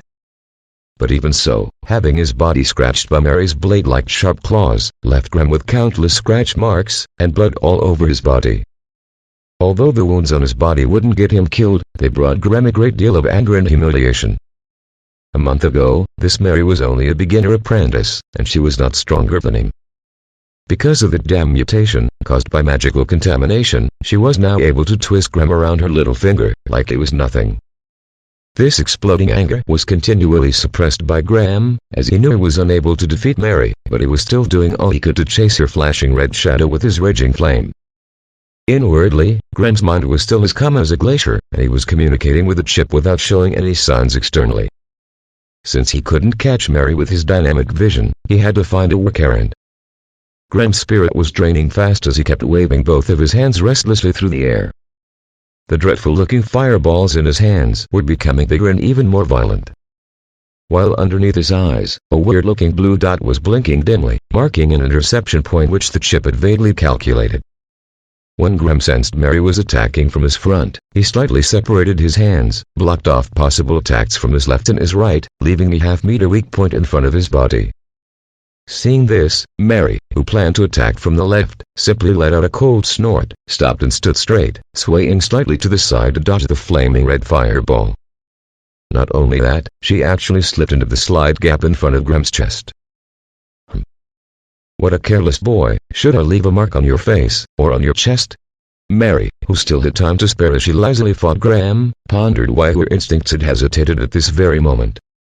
All of a sudden, her expression changed drastically, and she immediately retreated with an even greater speed than she had attacked with. Even so, her retreating body still couldn't completely escape from the two fireballs that had suddenly changed their courses. Two frightening fireballs came from the left and the right, slamming into each other and exploding, sending sparks of fire in all directions and creating a sea of flames in front of Graham's body. What happened made Mary cry out in shock. In the time it took to blink, she had moved herself 10 meters away from Graham, yet she still felt some pain from that attack. She lowered her head and took a look at herself. To her surprise, she found that her red chiffon dress actually been filled with burn marks, as those randomly flying sparks had fallen on her and burnt holes in her dress, revealed what was hiding inside. "You bastard, how dare you to damage my dress?" Mary's cold and pretty face became angry. With a cruel glance, she stared straight at Graham, who was dancing in joy. At this very moment, Graham was struck with unspeakable excitement, as he was finally able to force Mary back. At last, he found out a weakness in this girl's fighting style. When facing with this kind of high-speed enemy, who fought like an assassin, a weaker spell that covered a wide area was effective in limiting where they could move, while powerful, concentrated spells were unable to even touch them. While immersing himself in the joy of his minor success, Graham suddenly felt an ominous killing intent. Shocked, he raised his head and saw a girl with a ferocious look on her face. Knowing something bad was going to happen, Graham quickly tried to explain his actions, but before he could say anything, a red shadow flashed in front of his eyes, grabbed him, and slammed his head against a nearby stone wall. The brutal and violent force of Mary's hand pierced through Graham's entire body, but, before he could feel the pain, his eyes went black and he fainted. And the last thought that went through his mind was, what incredible speed. When Graham finally regained consciousness, he felt a throbbing pain all over his body, but he also felt a new pain. It seemed he was being dragged by someone. A little, icy cold hand was holding onto his ankle, pulling him across the floor in a face-down manner, which was how he was being brought back to his room. When he finally reached his room, his bare face had been fully covered in blood, which was the result of having his face scraped against the rough floor. Graham dared not to struggle, as it seems like his last attack had infuriated the moody and petulant Mary. Therefore, all he could do was close his eyes and try his best to endure the pain he felt from all over his body. Fortunately, he could still feel pain. It was better than having been killed while in a coma. Graham made the chip perform a self-test, and a huge, frightening, red warning sign showed up on top of the report. Bug. He only had a total of 11 health points, and he had lost 8 of those. This literally put him death's doorstep. If he lost any more, he would be in trouble. Although that damnable Mary hadn't hurt any of his victuals, and just left a few scratch marks on his body in a playful manner, it was more than enough to reduce his health points to such a pathetic state. This really showed how huge was the gap between them was. A moment later, Mary opened up the wooden door of Graham's room and threw him inside. After that, her lovely voice said a very cruel thing: "Rest tonight, we'll continue our training in 17 hours. So, it seemed Mary had noticed that Graham was awake. Graham raised his head up, shocked that she had known. What he saw was his half-opened wooden door, and the silhouette of the slim, curvy body of a young woman backlit by the candles in the hallway. 17 hours. She expected him to recover in 17 hours. Graham opened his mouth, wanting to say something, but the wooden door was slammed closed, leaving him in the gloomy darkness of his room. Half an hour later, with a strong will, Graham finally climbed up from the floor and lit a few candles, so he could take a look at himself. He took off his short worn-out apprentice robe and found that his skinny body was full of crisscrossing scratch marks and wounds. Although not deep, they were unexpectedly dense. Under the dull candlelight, he began to carefully doctor his wounded body. He had some basic healing medicine in his room. After all, in order to survive in the tower, medicinal paste and poison antidotes were must-have items. Bearing the pain, Graham applied the medicinal paste to his wounds while grimacing. Immediately, a sensation of tickling that made him crazy came from the wounds, but soon after, it was replaced by a cold sensation that soothed his mind, and the pleasant feeling of having his flesh regenerating followed. Hence Graham started the slow process of healing. After he finished applying the medicinal paste, Graham decided to look over the other parts of his self-test report. Surprisingly, the torture he had gone through, just now, had increased all of his attributes, and it even increased his experience by 12. Graham couldn't help breathing out a long sigh. Did this mean his path to becoming strong was going to be filled with misery? After wallowing in misery and slightly suicidal thoughts, Graham took a deep breath, then lay down on his bed and started his daily meditation. Once again, he had arrived in the spiritual dimension, which was filled with countless bright specks of light. This time, the light orb representing Graham's consciousness transformed into a ferocious monster which had hundreds of tentacles from its body. Under Graham's control, these spiritual tentacles kept poking and swimming around, reaching out and grabbing at all the fire elementium swimming nearby. In the past, Graham had only passively absorbed the fire elementium that came close enough to him. How could that be compared with his current efficiency, as he was actively absorbing them? With his current speed, one round of meditation would yield 10 times what previous meditation had. It had been a long day for him. So many things had happened, and he was too busy to attend to them all. This was the first time he had been able to catch his breath all day, and he found himself to be exhausted. Therefore, before he could check the results of his meditation, he fell asleep. At dawn the next day, Graham woke up to the sound of heavy knocking at his door. "Who's that?" "It's me, Tony." "It's time." Graham's lips twitched. He realized that 6 days had passed since his last inspection trip, and that it was time for them to do it again. As he was getting up, he quickly glanced at the results of last night's meditation. He was filled with joy as he saw that his spirit had increased from 807 to 815. A single night of meditation had increased his spirit by 008. Didn't that mean that, even if he didn't spend any time studying magic books and just did basic meditation, his spirit would reach the level of advanced apprentice adept in 3 months? This wasn't the only good news. His fire arrow spell would be solidified in 1 hour. In 1 hour, he would become a beginner apprentice who had mastered more than one magic spell. He would no longer be a rookie who could be bullied by anyone. Chapter 16. Following the same route as the week before, Graham set out on his inspection trip. Graham quickly noticed that things were quite different today. When he set his foot on the stone-paved path, Graham immediately felt things were wrong. Today, the demons were strangely excited and were behaving in unusual ways. The first stop of his inspection was the grove of ghost trees.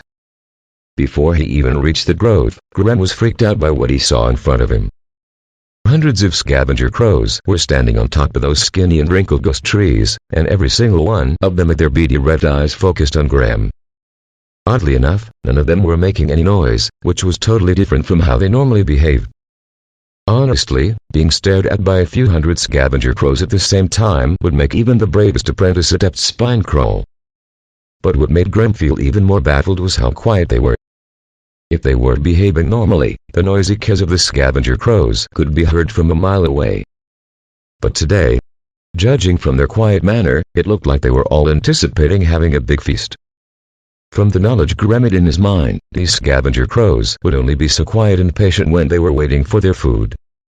It was said that these birds could follow a dying traveler for days without sleep or rest, just waiting for the moment when the traveler finally fell. Under the welcoming parade of a few hundred scavenger crows, Graham slowly began walking down the stony trail. As he proceeded, he knew that he was completely surrounded by creatures who came with bad intentions. Chip. Perform a scan the surrounding area. I want to know what is happening here. Graham could no longer stand the oppressing atmosphere and whispered an order to the chip. Beep. Commencing real-time scanning task, establishing dynamic monitoring for surrounding area. Beep. Beep. Beep. Source of disturbances, unknown smell. Direction, southeast. Distance, 500 meters. Unknown smell. After noting the chip's report, Graham took a deep breath and tried to smell this unknown smell. After a moment, he was able to sense the mild smell of blood mixed with the rotten smell of the fog. No wonder all these demons looked so excited today. If he was able to smell the scent of blood, of course these creatures, with tens or even hundreds of times more sensitive senses, could smell it. However, today was not the monthly open day, when the tower would purposely lower the swamp's defenses to entice outsiders to come and feed the wildlife. Could it be someone had really sneaked into this place? With questions filling his mind, Graham poured an entire bottle of alum grass potion into his mouth, pulled up his hood, and started running towards the southeast. An alum grass potion was a special magic potion concocted from alum grass.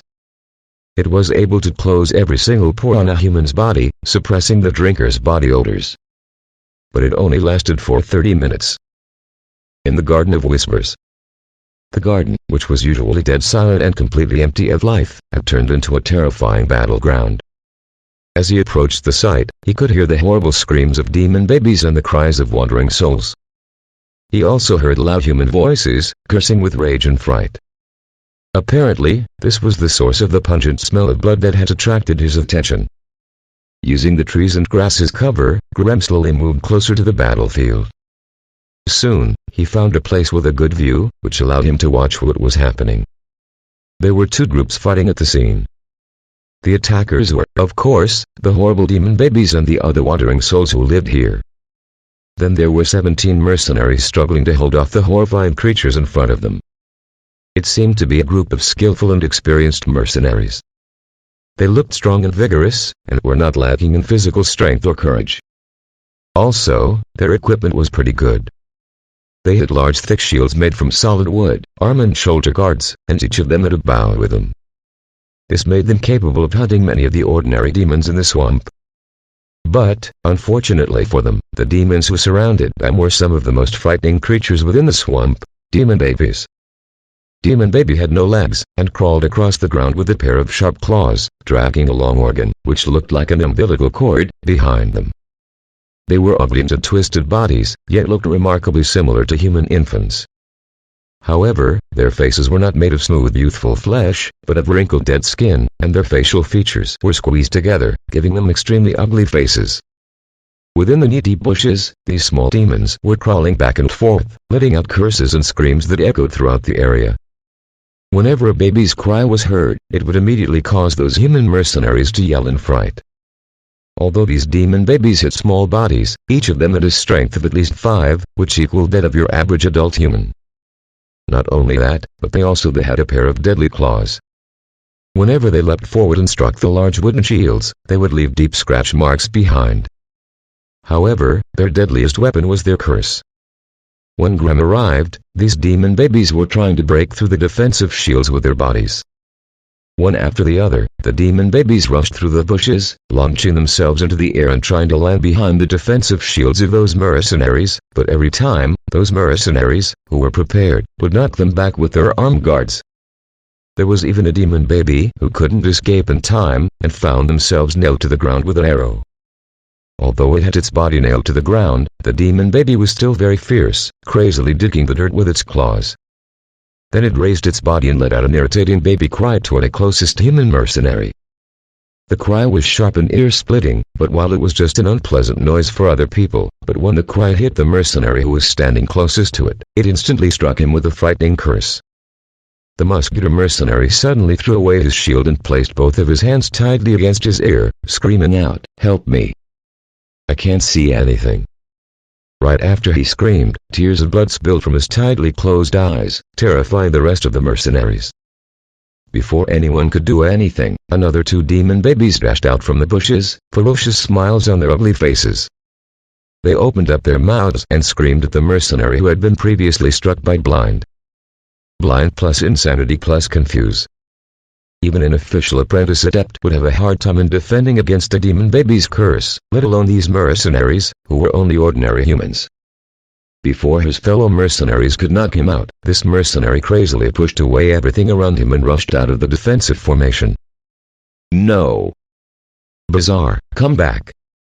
A middle-aged man, who looked like the leader of the group, immediately shouted from within the formation. But it was too late.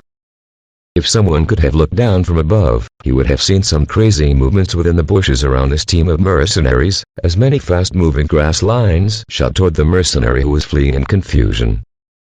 Bizarre! A bold-looking man threw away his own shield, grabbed an axe, and started charging out to rescue his friend. However, he was forcefully pulled back by his leader. "Don't go, Tarek. It is too late now." The leader grabbed the bold-looking man's arm while gazing helplessly after the departing man. As if proving his words, Bazaar, who was running amok, got pushed down by a swarm of demon babies. His pain-filled and shrill screaming only lasted for a few more seconds before coming to a complete stop. Then all that could be heard was the noise of those demon babies tearing into his flesh and munching on his bones. Although it was half covered by the knee-deep bushes, the mercenary could stand to witness the scene of those demon babies feasting on their friend.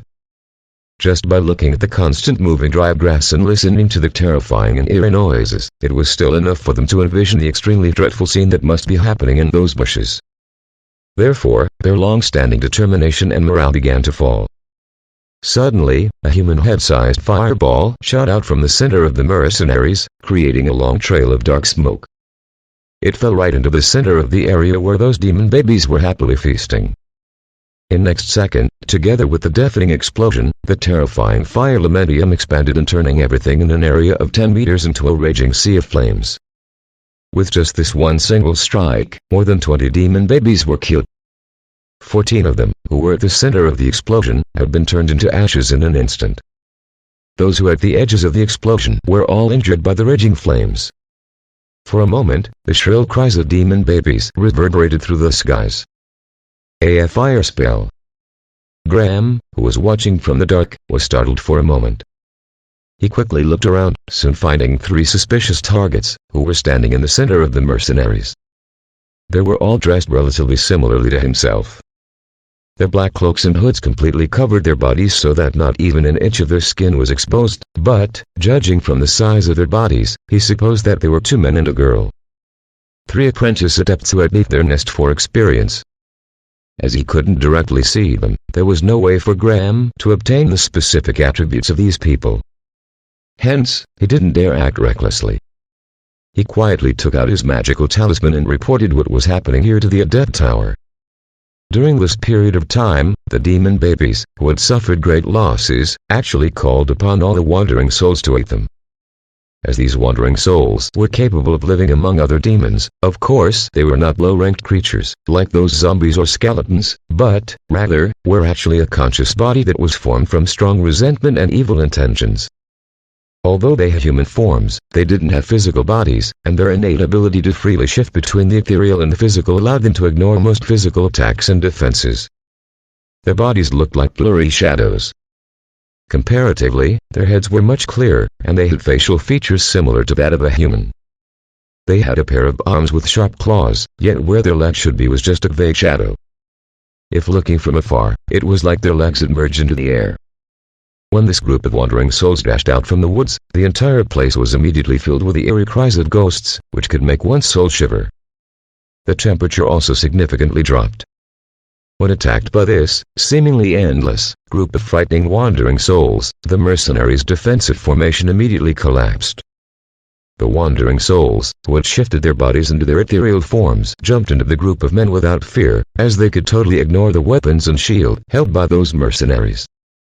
With their icy cold ghost claws, these wandering souls were busy leaving deadly scratch marks on their targets' bodies.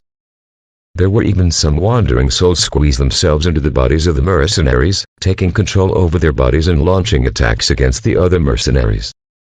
Now that a breach had been created by the wander souls, the evil demon babies, again, joined the battle, using their horrifying curses to destroy the wills of these mercenaries. After that, they dragged the cursed bodies into bushes and started feasting on them. The scene had become even more chaotic and bloody. Chapter 17. As they looked out and saw the massive crowd of demons and wandering souls overwhelming the mercenaries around them, the three apprentice adepts were, finally, forced to remove their cloaks and join the battle, revealing their faces to the world. The leader of the three was a muscular young man. He had a head of disheveled gold hair that hung down to his shoulders. Just under his hair, a mysterious circle adorned his forehead. It was clearly not an ordinary item. He was wearing a delicately made leather jacket and carrying a broadsword on his back. Judging from the size of the sword, it would weigh too much for the average man to even swing it. The other man was dressed like nobility.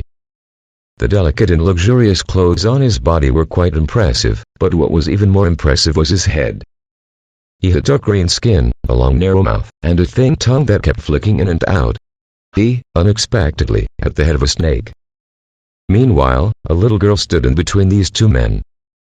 She had a face like an angel and was wearing a long light yellow dress. She was of average height and was holding a gold-colored birdcage in her hands. Strangely enough, not only she did not show any sign of fear towards the bloody scene in front, but she was actually glancing around with a cute smile on her face, which made her simply look like a curious young girl. Graham's eyes suddenly went wide.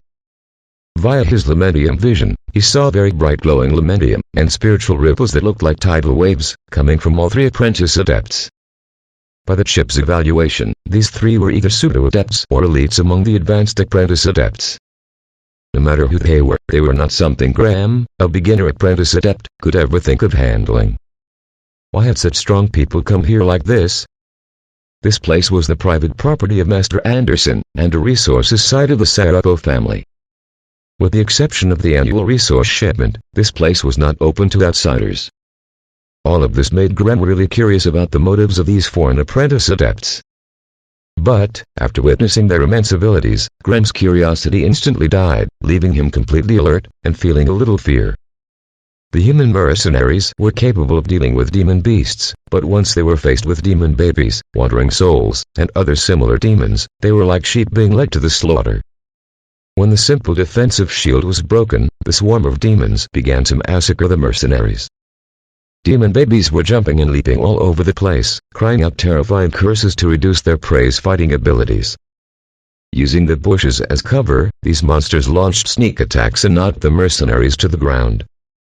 Thus, it was a scene filled with mercenaries in the throes of death. Also, those dreadful wandering souls were circling around in midair, seeking chances to pull the mercenary into the skies. When that happened, the other demons would storm in and rip the helpless prey to pieces. Right in the middle of this chaotic scene, a wandering soul, who had an ugly and twisted face, dove down from the air, targeting those three casual and strange-looking apprentice adepts.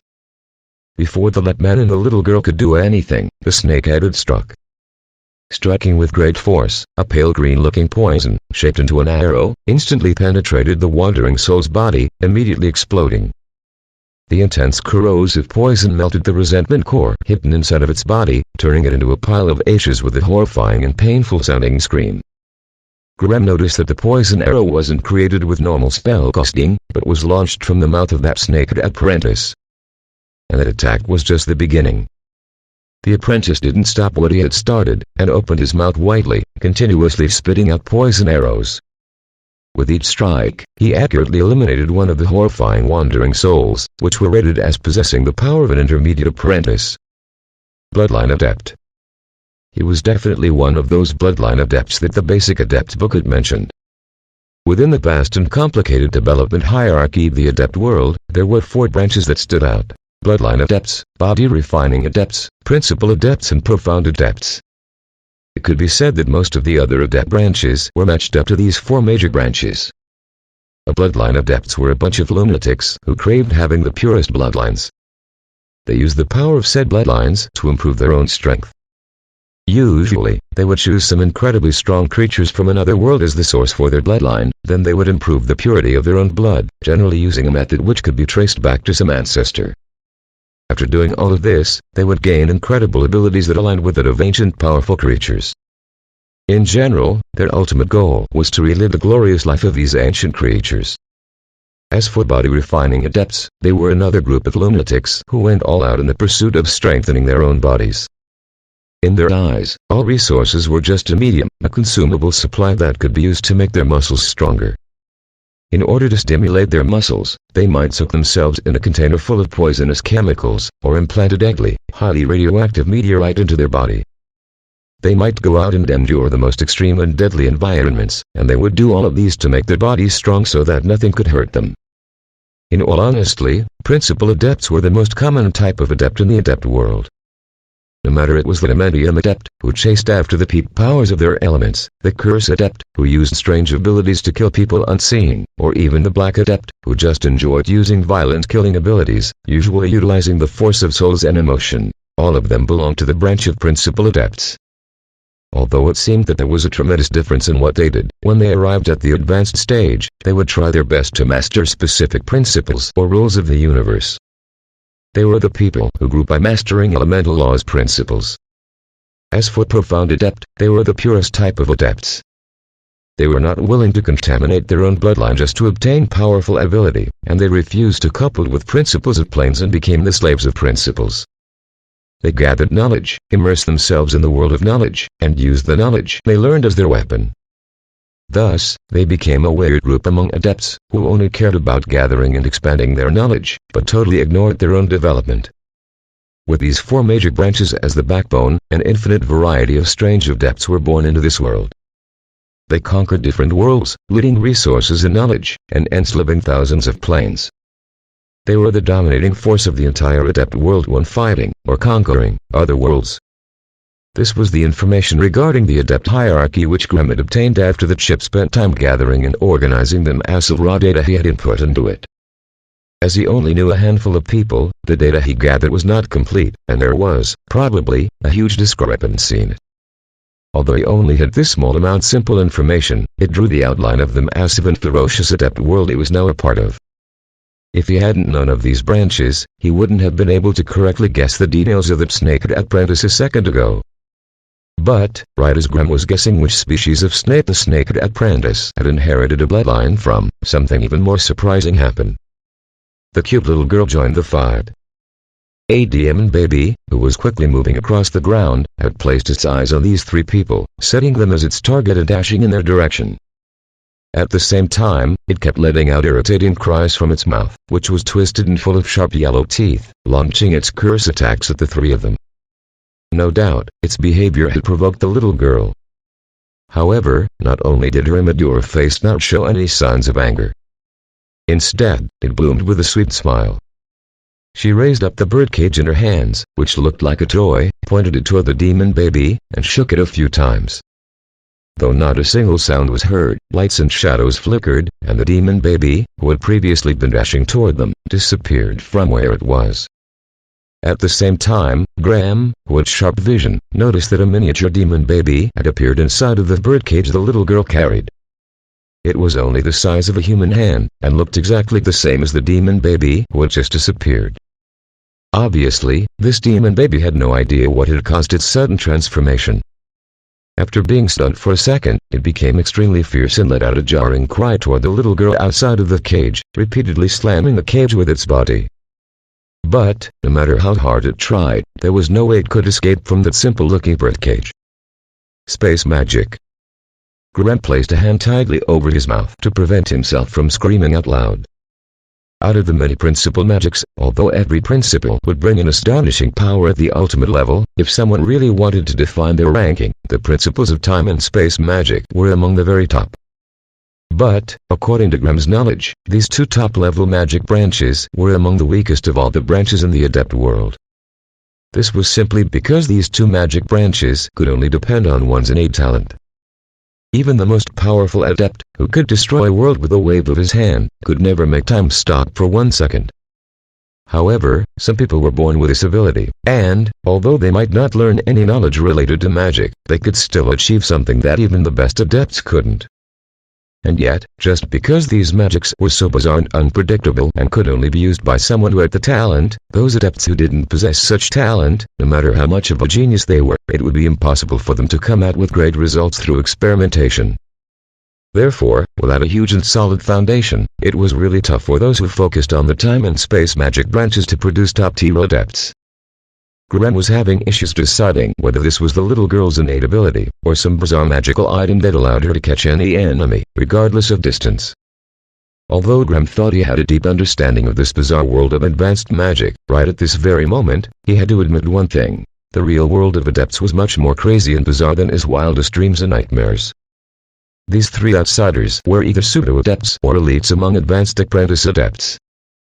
If Graham was forced to fight them while only having access to his two low-ranked spells, he would probably die. For this reason, he didn't dare continue watching anymore. He turned around, followed the trail, and quietly returned to the adept tower. When he arrived at the main door of the tower, the newly appointed apprentice leader, Ellen, was here along with the three strongest: Hawkeye, Evil Bugs, and Madwomen.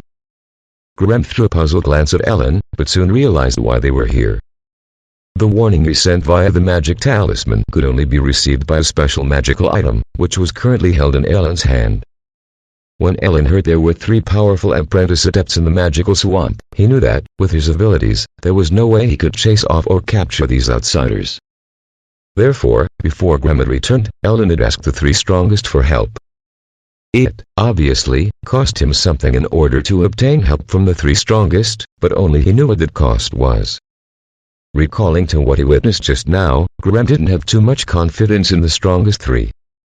No matter how he compared them, those three outsiders were stronger than them. Perhaps Ellen was wishfully thinking he could capture all of them. Chapter 18. Inches less than 10 minutes, the mercenary group, which had been employed by the three apprentice adepts, had almost been entirely wiped out. The last four of them were covered from head to toe with blood. They were standing back to back, barely able to defend themselves against the attacks of the surrounding demons. On the other side, their employers, the three apprentice adepts, were casually standing there and watching the mercenaries get killed with a cold indifference. Unless they were attacked by the demons, they didn't interfere in the battle between the demons and the mercenaries. It was as if the deaths of these mercenaries meant nothing to them. As the last four mercenaries were fighting for their lives, the three apprentice adepts were leisurely chatting with each other. The Lamentiamora we sensed just now should have belonged to one of the local apprentices. Why didn't you let me capture them? The cute and chubby-faced girl grumbled at her large muscular companion. What's the point of capturing him? The man shook his head and continued, clearly this place has a well-built magical formation. We have been roaming around here for 3 days and are still unable to find the way to enter it. Without one of them leading us there, I'm afraid we wouldn't be able to find that adept tower even if we spent another 3 days searching. That's exactly why we should have captured him. The little girl spoke furiously. Perhaps due to the fact that her opinion was not accepted, she began to release her anger onto the creature she had captured in the birdcage. As she muttered something under her breath, the internal space within the birdcage began to squeeze in on itself, shrinking. The compression of the space soon reached the body of the demon baby, and some cracking noises started to issue from its body. Hearing the sharp and pain-filled cries coming from the demon baby, the smile on this little girl's face became filled with joy. When the poor little demon baby finally imploded and crumpled into a pile of meat paste, little girl immediately waved her arms in the air and stamped her feet in joy, a look of extreme excitement covering our little face. Seeing that the little girl had relieved her anger on her joy, the other two apprentice adepts breathed out sighs of relief. The snake-headed apprentice shook his head and moved closer to the muscular leader, asking, "Are you SSSURE? It was alright to let that SSSCOUT get away. I'm SSSURE. He'll bring more guards here." Guards? The muscular leader laughed grimly. This swamp is just an ordinary resource site. do you think the Sarapo family would really be willing to waste an official adept to guard it? In my opinion, with the exception of Adept Anderson, all that's left in this place were apprentice adepts. You really think we should be afraid of the apprentice adepts we are likely to find in this place? Snake Apprentice laughed hideously, his forked tongue flicking in and out through his lips, creating a gruesome-sounding hiss. This place does have quite a lot of rare materials that I need. In any case, it'll take a while before those guards get here. I think I'll just do a little SSSIGHTSSSEEING while I wait. After saying that, the snake-headed apprentice simply walked toward another swampy area in the distance. Something really strange was occurring. Although the stony trail was not that far away from him, he didn't notice it and walked right past. This was, in fact, one of the many defensive mechanisms of the Adept Tower. Only those internal apprentice adepts, who wore a magical talisman, could see the stony trail, while, in the eyes of any outsider, the trail was just another part of the swamp, no different in any way. Watching as one of his partners disappeared into the fog, the muscular leader hesitated for a moment, then he just turned around and walked off in another direction. It was a rare opportunity to be in the private resource side of an adept family. If he didn't get himself something good before he finished his official business here, that would be quite a waste. As for that bizarre little girl, either intentionally or unintentionally, they left her in the middle of those violent and bloody demons. Would she be hurt? This question never crossed the minds of these two male apprentices. Honestly, perhaps the biggest and most brutal demon in this swampy land was the little girl. Therefore, when Graham brought Ellen and the strongest three here, what they saw in front of them was a cute little girl with a golden bird cage, standing right in the middle of a crowd of blood-covered demons. At this moment, there was not a single member of the entire mercenary company that had not been torn into chunks of meats and scattered all over the place. While their broken corpses were being pulled apart by an army of demon babies, the little girl was standing right in the center of these demons. Oddly enough, no demons dared to get within 10 steps of this little girl. Not only that, but when the little girl bounced and skipped from place to place, those demon babies, who were busy eating, would roar at her in anger, then they would move aside and make way for her, not daring to really get in her way. A mercenary, who had bloody stumps for legs and a single broken arm, was being gnawed on by dozens of demon babies. Barely alive, he raised his bloody and broken arm, waving toward the little girl, who was approaching him, and said, "Save me, save me." Annie, with a sweet smile on her face, the little girl squatted in front of him and asked, in a soft voice, "I can save your soul from these demons. Are you willing to let me save your soul?" The dying mercenary was surprised to hear that and immediately nodded his head. However, he didn't notice that the girl had said the word save in a vague and weird tone. If he had known the other languages the girl knew, he would have found out that when these weird tones fit together, she had actually said a word meaning consume, which was from the ancient Andes language in the Adept continent. After obtaining the approval of this mercenary, the smile on little girl's face became even sweeter. She swiftly took out a milky white crystal ball from her pocket and placed it against the mercenary's forehead. With a short and simple spell, the mercenary's body trembled, and then the tiny flame of hope, which had just appeared in his eyes, died off. A white shadow came out from his forehead and disappeared into the crystal ball. The life force of the mercenary evaporated, and his bloody arm collapsed to the ground, never to rise again. The apprentices of the tower had watched this all happen and were standing there, appalled at what they had just seen. Their arrival had attracted the little girl's attention. She walked straight up to Graham's group, raised her head, and gently asked, "Hi. I'm the adorable Alice. Are you guys from around here?" Graham and the others glared at this little Alita, who seemed to be trying to make herself familiar with them, and didn't get deceived by her disguise. Within the population of apprentice adepts, friendship, love, and humanity were all just beautiful words that had long since been thrown away. All that was left inside them was the desire for knowledge, resources, and power. Those apprentices who were naive would die before ever reaching intermediate apprentice. The thought of such a person reaching the level of advanced apprentices was simply too impossible to even be conceived. Noticing that they were eyeing her crystal ball and bird cage, Alice quickly hit both of them behind her, quirking her lips and saying, "All of these things belong to Alice.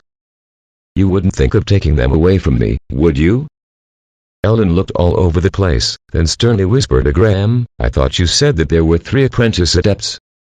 Where are the other 2? Carrie went that way. He's a big guy, and good at fighting. If he meets with his big sister, I'm sure something likely will happen.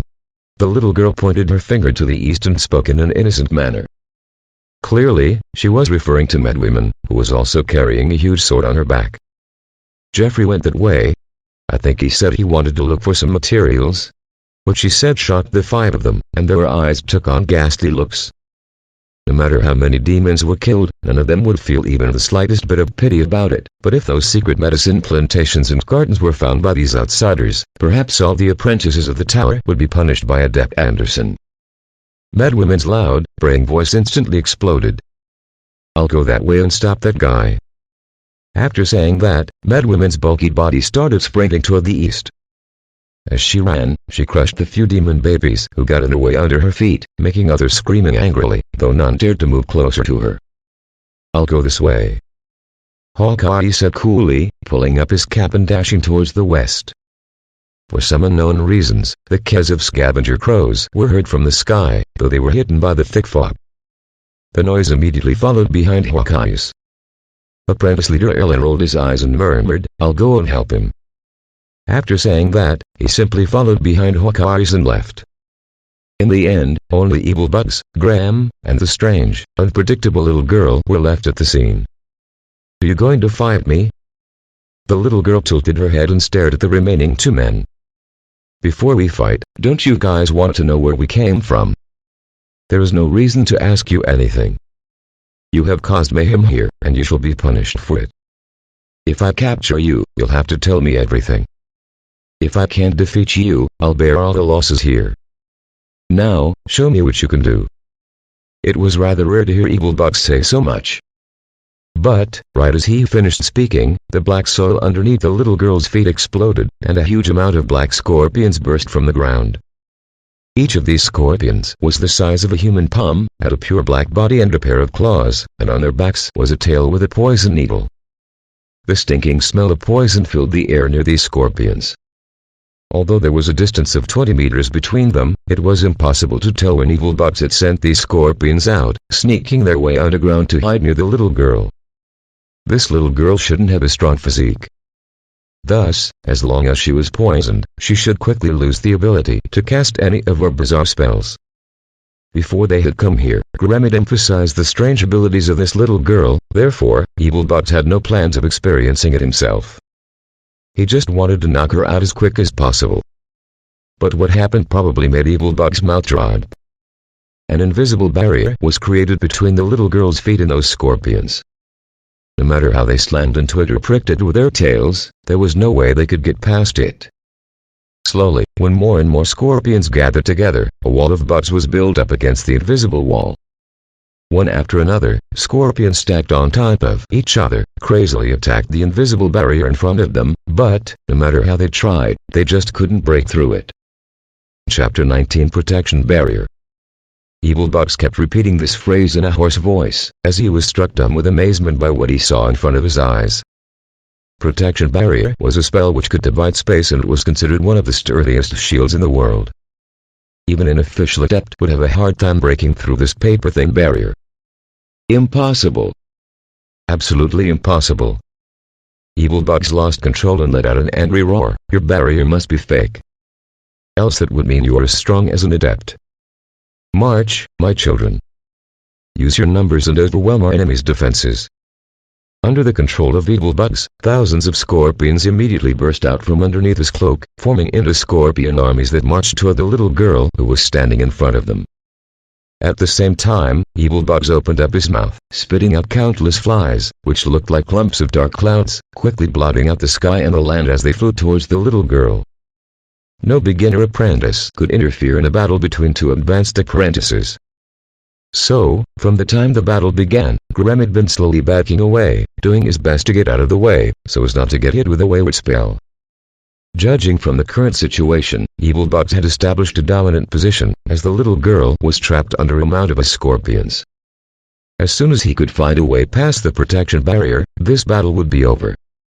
Unfortunately for Evil Bugs, this situation was overturned in the next second by a seemingly unintentional counterattack from the little girl. The little girl, who was seemingly trapped by countless scorpion, still wore the same sweet smile on her face, as if she had nothing to fear from those crawling scorpions around her. Looking Evilbugs through the rising wall of scorpions, she raised the birdcage in her hand and shook it in Evilbug's direction. At this moment, Evilbugs felt his heart go cold. Grandma told him about how bizarre this little girl was, so Evilbugs had been paying extra attention to any movements the girl made. When he saw little girl shake the cage, although he didn't notice any attacks falling on his body, Evilbugs still dodged to one side as fast as he could. A pained cry came from Evilbug's mouth. His body had, indeed, moved away from where he had previously stood, but, for some reason, he nearly fell down after dodging movement. Then he noticed that his right leg had mysteriously disappeared. In next second, his missing right leg appeared in the birdcage, looked extremely tiny. The little girl stared at him in astonishment. She never expected that her enemy would be able to dodge so fast. Before the enemy could do anything to his limb, Evilbugs let out a furious cry, causing the tiny leg trapped in the birdcage to explode into countless scorpions. The scorpions transformed into a thread of dark smoke and disappeared. At the same time, his black robe started to ripple and flow. This was caused by the movement of scorpions, which had started to cling to each other to form a brand new leg. Biological modification. For the first time, the little girl's smile disappeared. Her grim-looking little face had a somber expression that didn't match her appearance. What a surprise, so you have given up your human body and modified yourself to be entirely made of bugs. Don't assume you can be immortal like this. I, Alice, will let you taste real terror today. After that, the little girl stretched her cute little hands and performed a grabbing gesture toward Evilbugs. In next second, Evilbug let out an angry roar, pressed his hand against his chest, and staggered back, almost falling to the ground. At the same time, out of nowhere, a beating heart appeared in the little girl's hand. If it was any other person, perhaps this would have killed them. But, obviously, Evilbugs had gone through thorough body modifications and had gotten rid of several organs which were vital for normal human beings. When he saw his heart had been stolen by the little girl, he simply let out a shrill cry. Following this cry, just like his right leg, the heart in little girl's hand exploded into countless scorpions, quickly turning to ash. It seems you were quite thorough with your modifications. The little girl spoke savagely. With a reedy, grating voice, she continued, I don't believe you have replaced all of your organs. I'll definitely find that core that maintains your bug-infested body. Finished speaking, the little girl began to recklessly attack with both hands, continually grabbing at Evilbug's body. Although some of her attacks were dodged, under her continuous attacks, she would still successfully hit her target every few attacks. And whenever she succeeded, some weird object would appear in her palms. Bloodily, sloppy, and sticky, no one would be able to identify where these organs came from in his body. But no matter what kind of organs appeared in little girl's palm, in the end, they always exploded into scorpions and then faded to ashes. While she was happily pulling his organs out, Evilbugs was filled with a raging inferno of anger. While moving at high speed and continuously dodging the bizarre, mysterious, long-ranged attacks from the enemy, Evilbugs kept attacking little girl with his scorpions. However, no matter how carefully he tried, he still couldn't completely dodge the bizarre spell attacks, which gave no warning and put off adamantium ripples. At the same time, when faced with the indestructible protection barrier, he actually felt a sense of helplessness, as he couldn't find the opportunity to attack the little girl. If this kept going on, even if he had a high confidence on his own modified bug's body, perhaps he would have to admit defeat to this little girl. Right when the thought of retreating was growing in Evilbug's mind, Graham suddenly shouted out to him. Sir Evilbugs, attack the back of her head. Eh? Attack the back of her head. Evilbugs groaned in his mind. He had already tried the back of her head. In fact, he had tried attacking from all possible angles and positions, even from underground.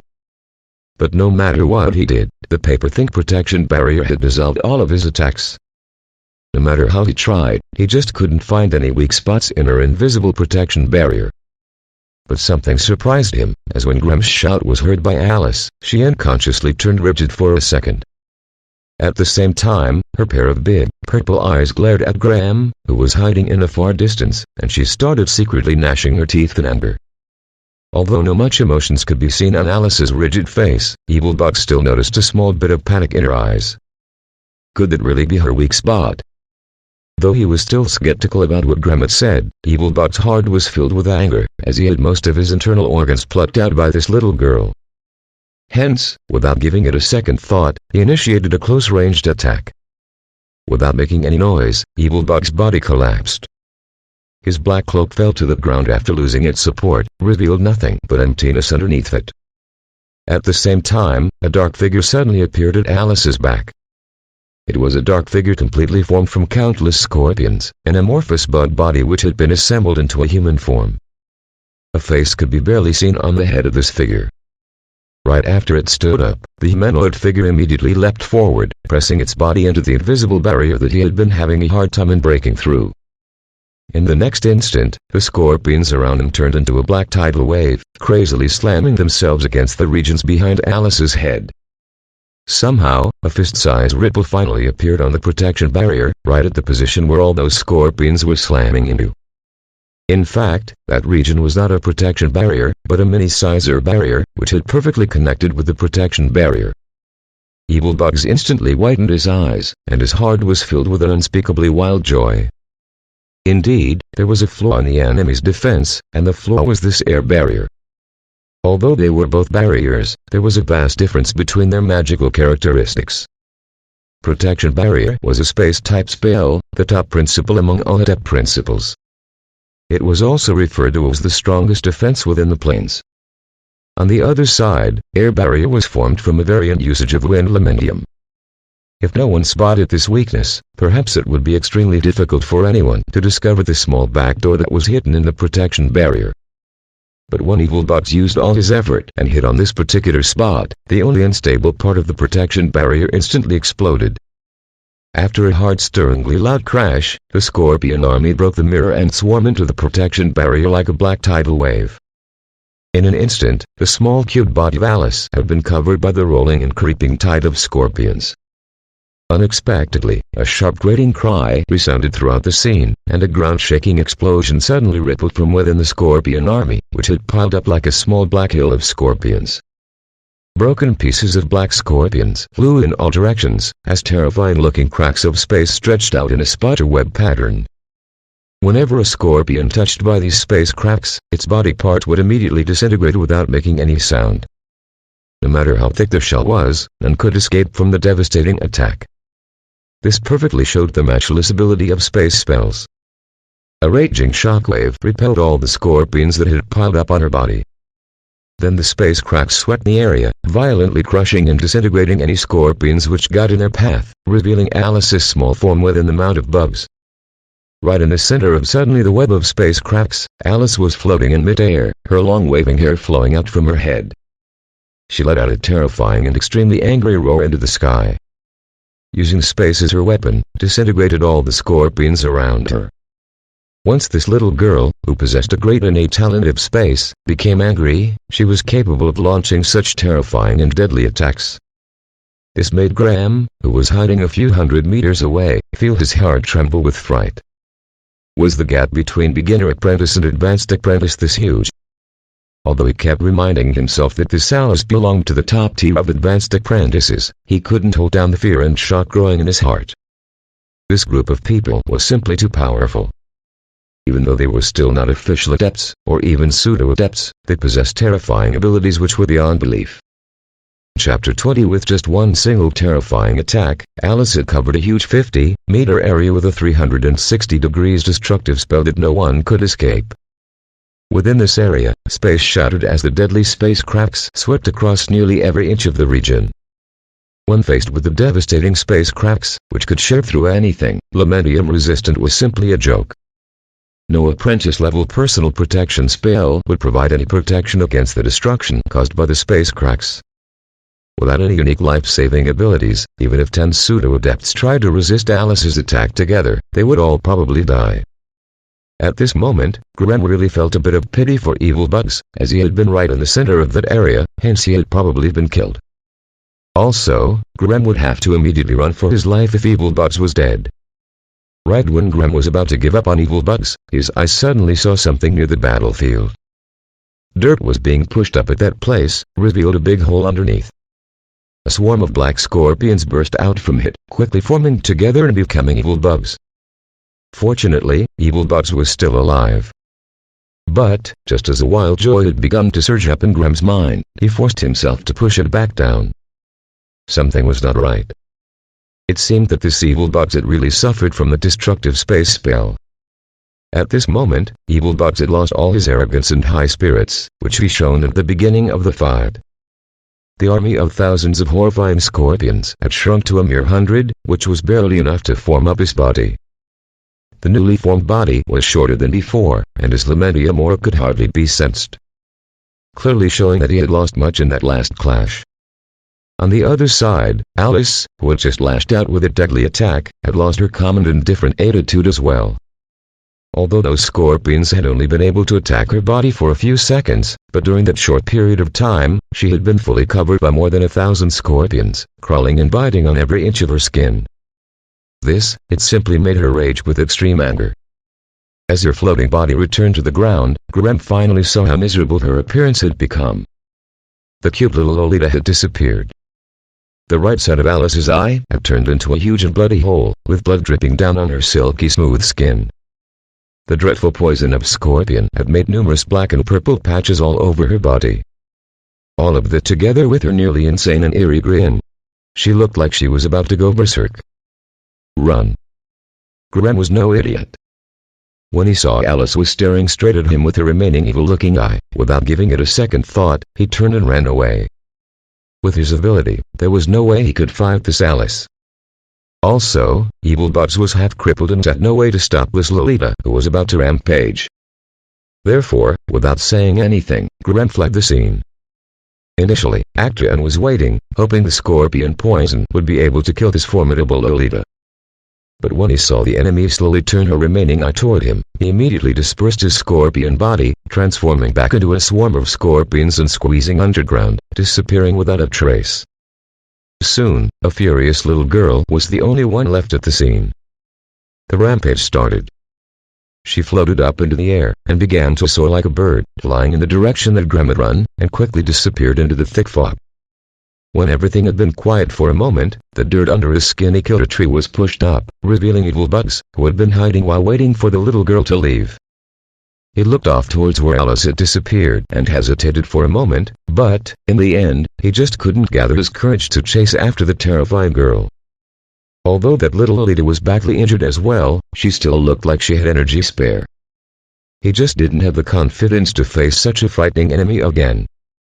After a long moment, he clenched his teeth, turned around, and ran off in the direction that Hawkeye had gone. As for that Alice, it would be better to let someone else deal with her. Oh. Meanwhile, Graham was having a hard time. Unexpectedly, that Lolita who went rampage hadn't chased after Evil Bugs, but had her eyes on him, who had only said a few words in the earlier battle. He covered his head and scurried away from her, like a rat to its hole. Behind him, the little Lolita was floating up 30 meters in the air, holding the bizarre birdcage and continually waving it in Graham's direction. However, something was really puzzling Alice. It seems like this rascal had a pair of eyes at the back of his head.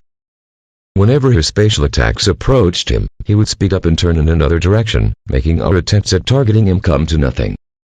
If it was only 1 to 2 times, perhaps he was just having a lot of luck today. But with her continuously failing, Alice was certain that this beginner apprentice could sense the existence of her spatial energy, hence, she wished, even more, to kill him.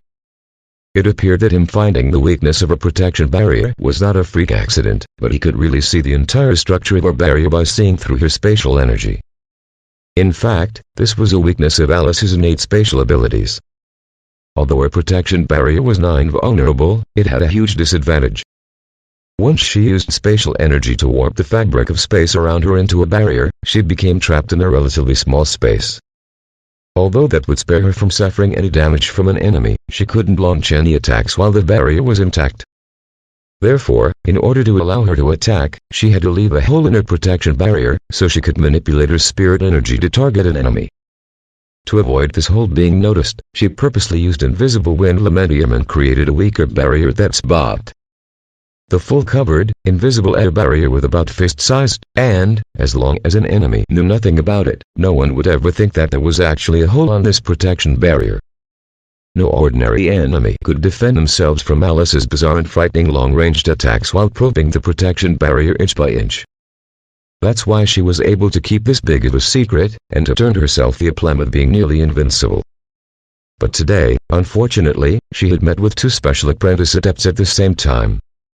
One was an advanced apprentice who had completely modified his body and was able to transform into countless scorpions. He also possessed a nasty and weird attack method. In the end, he was simply a cockroach who was nearly impossible to kill. The other one was just a weirdo. Although he was just a beginner apprentice, he was still able to expose her biggest secret. Also, it seemed like he could really see her spatial energy. In order to capture this weirdo, Alice had drawn on the highest energy she could use and, in the shortest amount of time possible, she had placed an invisible space trap in his path. But, seconds before this rascal ran into this invisible trap, he suddenly changed directions and dodged her ambush. Now, Alice had no doubts about his ability. Thus, her drive to catch him increased even more. After running for so long, Graham had become extremely tired. Due to his lack of training and cultivation, his agility and physique were very low. If he had not covered his body with wind lementium to increase his speed, perhaps he would have long since been captured by the terrifying Lolita. He had a feeling that, if he really was captured by her, something extremely horrifying would happen to him. Thus, even though he was gasping for breath, he still clenched his teeth tightly and kept running for his life. The graceful wind lementium carried his body, reducing his weight by half, and allowing him to move through the muddy swamp at a relatively high speed. Sensing his physique was dropping fast, Graham's face kept twitching as he began to panic. In his panic, he came up with a dangerous plan. Making up his mind, he turned to the right and sprinted into the depths of the swamp. He would never be able to escape by running, so Graham decided to lure Alice to the habitat of Ghost Annie. This area of the swamp was a bit different from the others. The rotten, stinking sludge and the slow-moving muddy water mixed together, and clumps of silly-growing grass and other dirty waste were floating all over the place. The water in this muddy and filthy pond was not completely still but was flowing at an extremely slow pace. From time to time, bubbles and half-rotten tree branches would come to the surface. Indistinct wailing and moans of doom were sung above this misty pond, resembling the cries of the damned, and causing ice to go down the spine of any who heard this howling tune. There was trail went across this swampy area, but the dark trail and the muddy water had mixed together, so, for those outsiders, it was really tough to find the ruined trail in the midst of the filthy swamp. Within this swampy area, which covered nearly 30 square miles, there lived many different groups of Ghost Annies. The smaller groups only consisted of 7 to 8 members and normally lived in the more remote regions of this area. Meanwhile, bigger groups could have up to 100 members, and they occupied the largest region right in the center of this part of the swamp.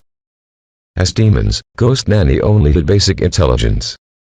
Usually, they were transformed from those humans who had accidentally drowned in the swamp. Although they had previously been humans, their minds were filled with an intense hatred and resentment towards all of humanity. For months, or even years, they would lie in ambush at the banks of the swamp. Once a living human came nearby, they would jump out, biting the flesh of their target, and dragging them to the bottom of the swamp, in order to drown them. With this method, they ensured their population kept growing. Their appearance closely resembled a skinny human lady. However, most of their muscle was missing and their skin became pale as the result of constantly soaking in muddy water.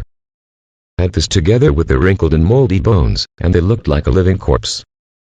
While most were naked, those who had lived better lives as humans might be wearing a broken dress, though it was always so faded that it was impossible to tell what the dress had fully looked like, or even what color it had been. End of Part 1. Novels Hall Dynasty.